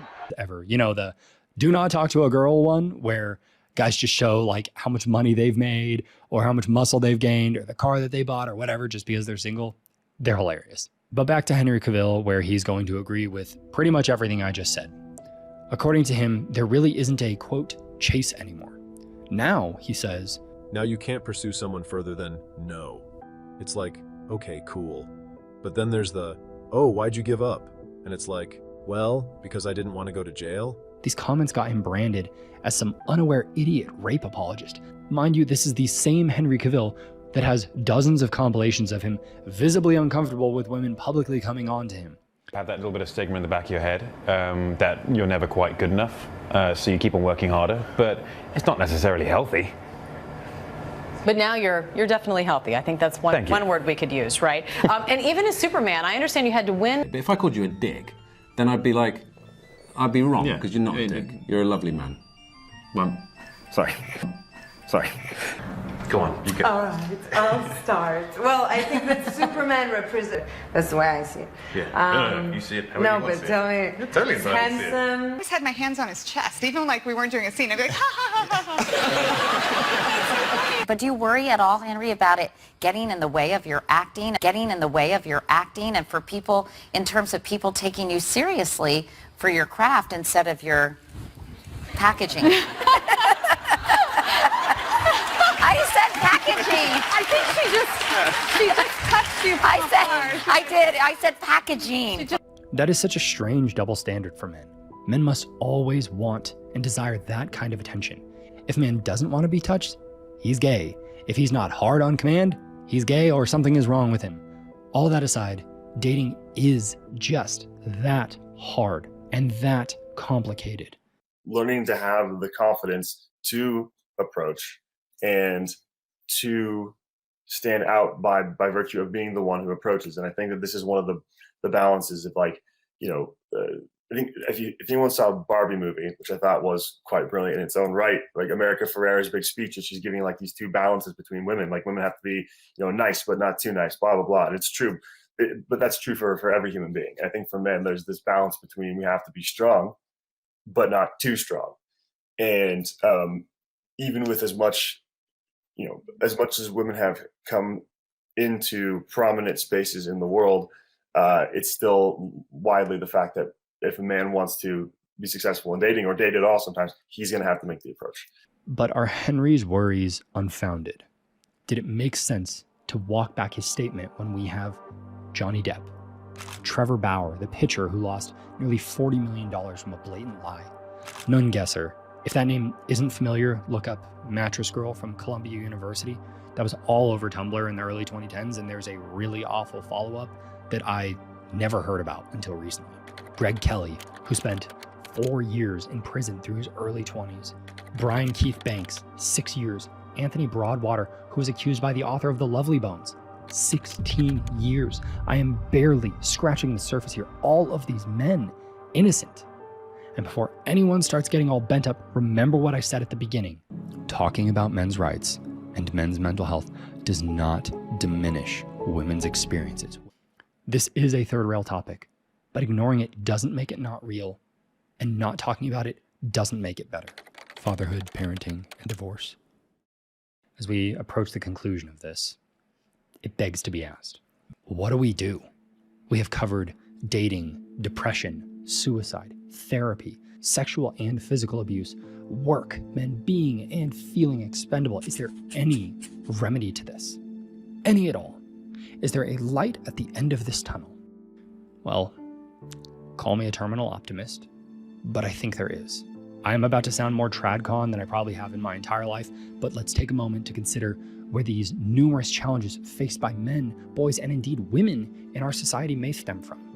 The core of these issues, more often than not, can be tracked back to the erosion of what was once a cornerstone of societal stability, the traditional family dynamics. This is not just about nostalgia for bygone days, but a critical examination of how changes in family structures impact the mental and emotional well-being of our children. But let's be clear about what a traditional family means. Personally, I see it as more of a concept than its implied constituent parts. The goalpost, essentially, for me, is if you have one roof, a mother and a father and the children, the biological mother and father, that is probably the best you can do. If it breaks down, as it did in my case, well, then what you can do is there are other forms of family now. It isn't whether it's a mother or a father, it's the lovingness that matters. And I think we're now getting sophisticated enough to understand that. Children don't need, it doesn't have to be a mother and a father. It can be a father and a father or a mother and a mother. It doesn't matter. It's the quality of loving.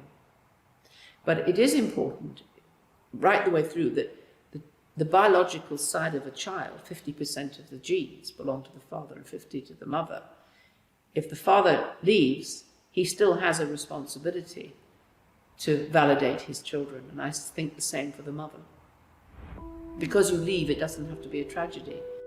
According to a study that began in the 70s and was still being updated as recently as 2020, the data is favorable for intact families in many ways, including graduating college and higher income. To say this often fills people with anger, as if saying this implies divorce is a failure of the parents, that doing their best is not enough, that leaving a bad relationship should not be an option. If that's how that sounds, That is not my intention at all. I am a child of 3 divorces.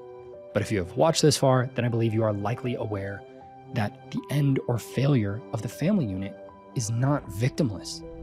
And the most common victim is children. Richard Reeves coined the term the dad deficit. The 1 in 4 fathers don't live with their children. If parents split up, they're much more likely to lose contact with their fathers and with their mothers. And so 1 in 3 children, if their parents split up, don't see their father at all after a few years post the separation. So this fatherlessness is something that's very, very specific. And when 4 in 10 children are born outside marriage, and most children to less educated parents are born outside marriage, then we have to reinvent what it means to be a father. Because right now, men are still being held to an old standard of what it meant to be a successful father in a world where that is neither possible for many of them or even desirable. Divorce is a reality for many. Up to 40% of divorces end in marriage, and 50% of children have divorced parents. It isn't just a parting of ways between 2 adults. For a child, it is a foundational crack in their world. It can lead to confusion, a loss of trust, and a deep-seated insecurity that might haunt them into adulthood. What was it like looking at that from having a fairly textbook, childhood versus looking at it from the outside of other people? I would say there was a huge sense of security. So I was always felt certain that my parents would be there, that they loved me, that they would take care of me, and that they had the capacity to take care of other people as well. So like at one point, my best friend from childhood ended up living with us for pretty much our entire senior year of high school. And that really stemmed from the fact that my parents created this safe container, both for me and my sister and for others. Kids aren't as naive as they seem. They do see that things are different in the families of friends whose parents are together, even if they can't quite articulate it. The impact is profound. Children emerge from this crucible with a diminished confidence in relationships and a skewed perception of stability. Everyone seems to know someone who has this pessimistic, all relationships fail kind of view, and they're almost always children of divorce. It is a ripple effect that touches every aspect of their lives, from academic performance to future romantic relationships. Blended families are more common now for many reasons, but loss is still loss. Whether it is due to horrible circumstances like an abusive parent, less intentional things like an unwanted child between 2 people from a one-night stand, or something heartbreaking like an unexpected death of a parent, as my mom covers here. I mean, it was sad, obviously, when he died. I mean, I cried. He's my dad. But again, I don't recall living in the same household with him. My brothers, however, having been coached in baseball, and 2 of them in their teens and one of them just 11, and then my baby brother, he doesn't really recall him at all. But having grown up without them, I mean, specifically, one of my brothers has said he really feels like someone could have pushed him more in something, and none of us knew how to navigate that. At the time, there wasn't a lot of direction in school. I guess we didn't do our due diligence to really find out, what do we do? How do we go about this? He joined the military, got out of the military, just a little bit, a little lost. And I think he had some baggage as well. That first step parent's brother had, messed with him. And I think that causes some confusion, also. But I think he could have really been a great baseball player. He was a fantastic pitcher, long and lanky, and, just really, when my dad was coaching him, I think felt very significant. And then when he passed, I think he just sort of lost hopes and dreams. Regardless of the reason, there can be major risks with step-parents. The incidence of abuse, both emotional, physical, and sexual, are noticeably higher in homes with step-parents. The Western world has now become a place where any child that isn't protected by a mother and father is going to be abused, if not by the parents, but certainly by the system. This is called the Cinderella effect. Canadian psychologists Martin Daly and Margot Wilson have found that children are up to 40 times more likely to be abused than those who live with biological parents.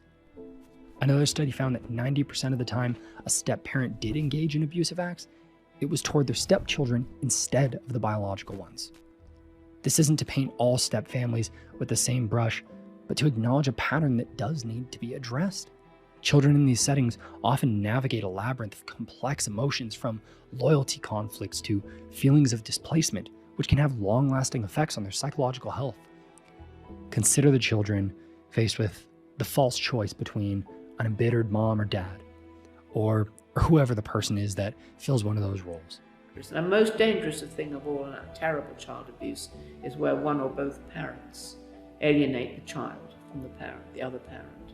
And that has to be stopped, because it does such damage, because those children become, if it's the mother's version of the wicked, dreadful father, the child's brain gets hardwired with this information, and they actually don't know that other parent. The only version they've got is through their mother's eyes. So often they will actually become extremely hostile to the other parent, never knowing that it's a good, warm, loving man who wants his children. And I feel and the same goes the other way. How often is a child growing up thinking their biological parent is a monster or hates them due to lies from the other? Something my sister and I were both lucky enough to be spared from by our mother. I tried not to disparage him, just he's not capable of loving himself. When you did a very good job of that. I think that's an extremely noteworthy thing that I've said to you several times, but that is a big thing that a lot of people do in divorces. They want to turn the children against the other parent, and I never had a bad opinion of until I started having my experiences with him, and I was just kind of like, oh, like this dude kind of sucks, When we see the undeniable evils that can be done by men and women, if you look up their family tree, there's almost always at least one biological parent missing from the picture. 25% of kids without a biological dad, 10% without a biological mom, and 5% with neither. 70% of the people in prison fit this criteria too. But it isn't just crime. Kids from broken homes are also twice as likely to attempt to take their own life. So many children will grow up to never know that there is a man out there that they have so much in common with, despite the fact that they have never met them. To always wonder why the parent doesn't love them, or why they weren't enough, regardless of the circumstances behind the divorce. Growing up without a dad, regardless, if you have a step parent or not, growing up without a natural parent is very, it's very hard, very confusing. I think there's a lot of, why doesn't he love us? Just like, you and Rachel growing up without a natural parent. You have very limited memories of him, but I think I think you both have gone through, therapy about it. Why doesn't he love us? I don't think it has anything to do with that. I think he was incapable of loving anybody as much as he loved himself. But I think there's significant impact of families that grow up, children that grow up without a two-parent solid household. There's often also parental guilt, as it feels like you failed your children. A question that will persist with every bad life event. Could this have been avoided if? Guilt every time a child asks, where is mom? Or where is dad? Even when there is no doubt that it was the right choice, as my mother also expresses here. And I think about it sometimes. Wow, I'm getting emotional now. I think about what would life have been like had I had my dad?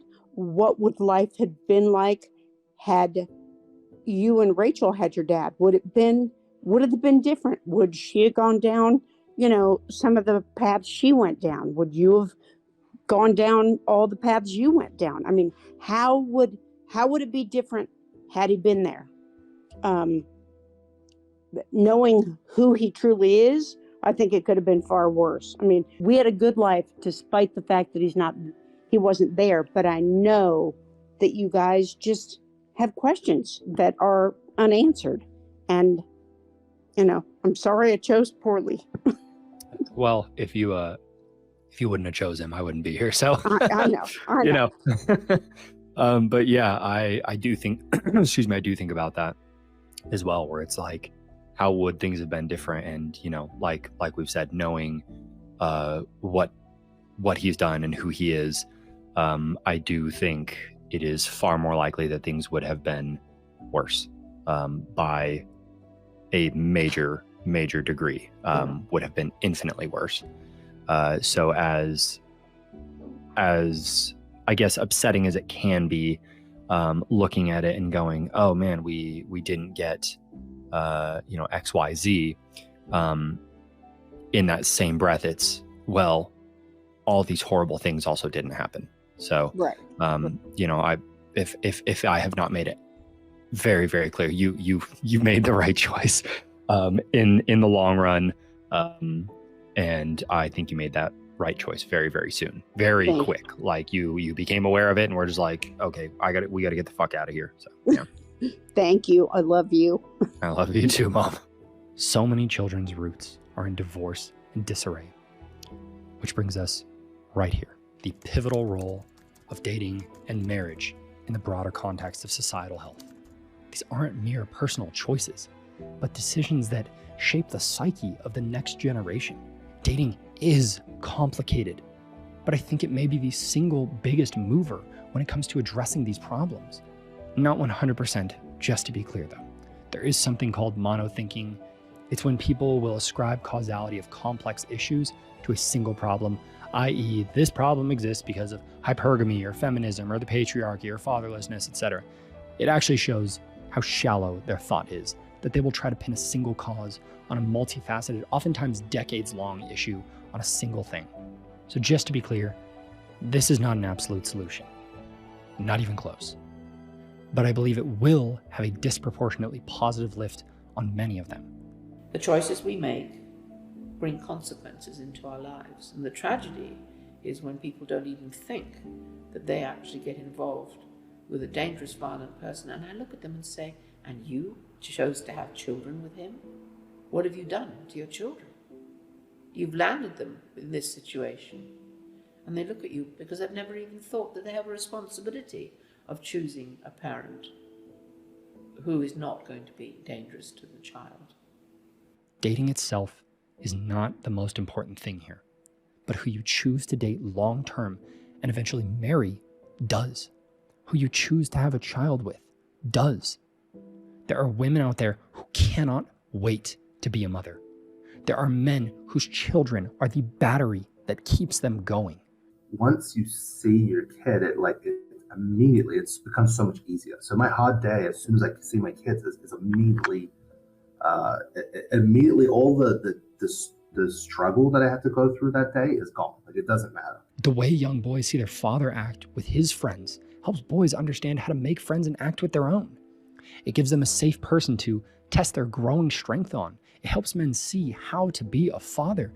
And as some research has shown, it also helps young women understand what kind of treatment from a man is okay based on what she sees with her own father and mother. Girls who wrestle with their fathers also learn acceptable physical touch from men. There is some research showing this is correlated with decreased rates of sexual assault for not just girls, but also boys. Some people say that this generation, millennials, Z, some even say Gen Alpha, is already too far gone. Just too much damage, too much brokenness. If that is what you believe, then we can at least look at the up-and-coming generations as a place to start fresh. If we think of humanity like a positive influence pyramid scheme, each new person starts below their parents. What their parents do will likely influence their children, as my mother did me. I know I've said this to you before, but the fact that we always had family dinner, I think I really took that for granted through my childhood until I got older, and realized how many people didn't actually experience that. When Rachel and I moved into our first apartment together, And we had, well, I'd always have my buddies over and stuff like that. And like we would make dinner and we would sit down at the table and talk with each other while we were eating. And like, every once in a while, like a friend would be like, oh, we're not going to eat in the living room and like watch TV. And I'm like, no, dude, like we're having dinner. Like we're going to eat together and talk and blah, blah, blah, blah. And like, they were just like, oh, okay. And like, I remember him commenting on that and just being like, yeah, that wasn't a thing in my family. And I think there's something about, modernity, present day, where there is this like weird division in the family, and not, being a family in physicality, like physically you are a family, but in practice, you guys spend as much time together as you do with, the neighbor or your buddy at work. And it's just kind of like your only family by blood. And it's, one of your friends had posted on Facebook one time, I love eating dinner. And this is you at your own house. I love eating dinner at Andrew's house because we always sit at the table. In a world increasingly fraught with uncertainties, providing a stable, loving home might just be the most significant legacy that we can offer our children and the world. It is about creating an environment where they can grow, free from these shadows of turmoil and fear, and be imbued with a sense of security and worth. So as we part ways in this conversation, let's carry with us a renewed understanding for our own roles in all of this, not just as individuals, but as architects of the future. Our decisions in dating, marriage, and parenting are more than personal. They are the building blocks of a healthier, more resilient society. It is about nurturing well-adjusted, loving children who not only thrive in the face of life's challenges, but also feel insulated from the darker evils of the world. This task is monumental, but the rewards, a generation of secure, confident, and compassionate individuals, could be immeasurable. If this episode gets any attention at all, there will undoubtedly be comments saying, well, women, or something to that effect. But remember, if you're watching this and you watch this from the beginning, and you are a man struggling or know someone who is, you know that there is enough attention and compassion and understanding to go around. This is not zero sum, but provided what they comment is accurate, I don't want anyone to argue with them. Instead, go to their comment and just say, you're right, I'm sorry, or something similar to that. There's no reason to battle over this. Suicide is awful. Sexual assault is awful. Depression, divorce, loss of jobs, loss of paternity, loss of life are all terrible, regardless of gender. The sooner that this stops being a gender division and becomes what pulls us together, the sooner a positive outcome can arise. If we can all come together and agree that Harvey Weinstein is a monster, that Jeffrey Epstein didn't kill himself, and that Hollywood is filled with predators, then surely we can come together on this. They say the number one thing that unites a couple is the joint effort to raise a child. And I think that it is one of the most honorable things that can be done in this world. So we need to listen to men's issues.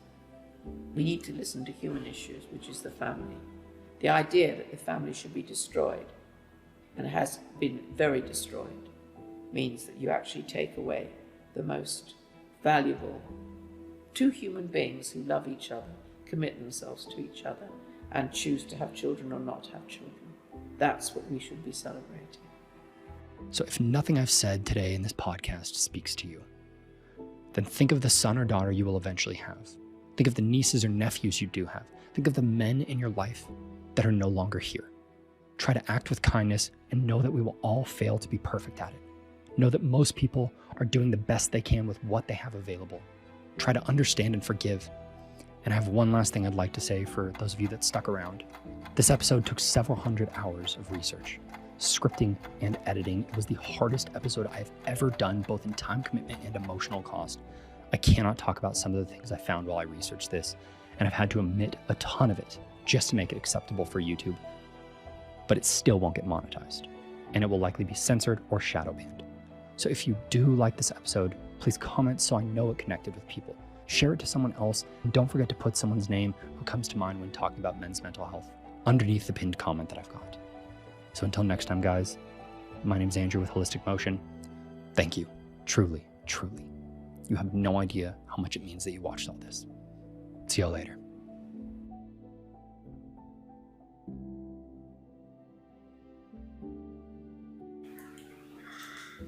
So, last night, I got a message from one of my friends that said one of our friends died. And he sends me a screenshot of a Facebook post, and it just says, you know, it's basically just grieving this person. And I was like, you know what, like, it seems like this is the only person who's posting it. Maybe it's just like a misunderstanding. And then I woke up this morning and their post was deleted. And I'm like, okay, good. It was just a misunderstanding. And I text my friend. I'm like, yo, looks like that post got deleted. Probably just a misunderstanding or something like that. Then I got a notification that somebody had tagged them in a post. And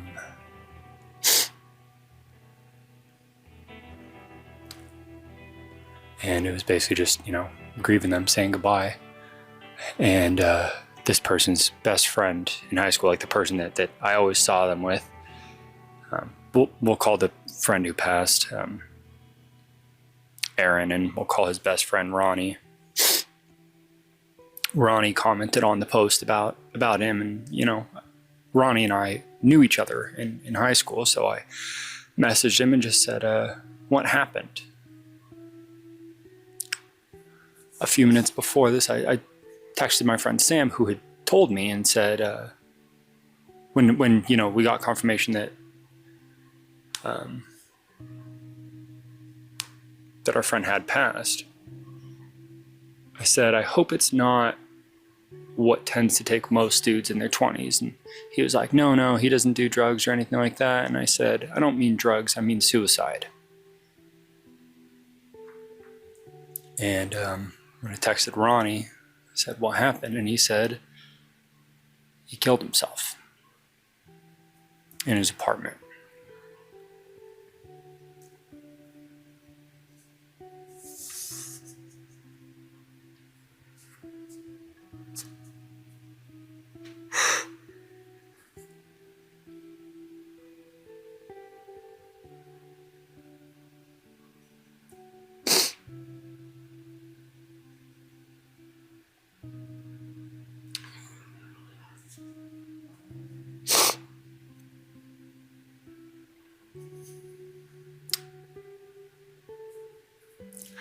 I've already sent off the first draft of this episode, but it feels wrong not to include this person in this, because he was one of the fucking happiest people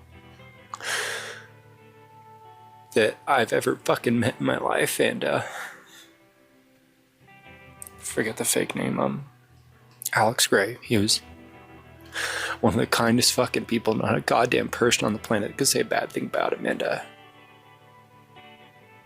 the last person that you would have expected to do something like this. So rest in peace, Alex. See you soon, man.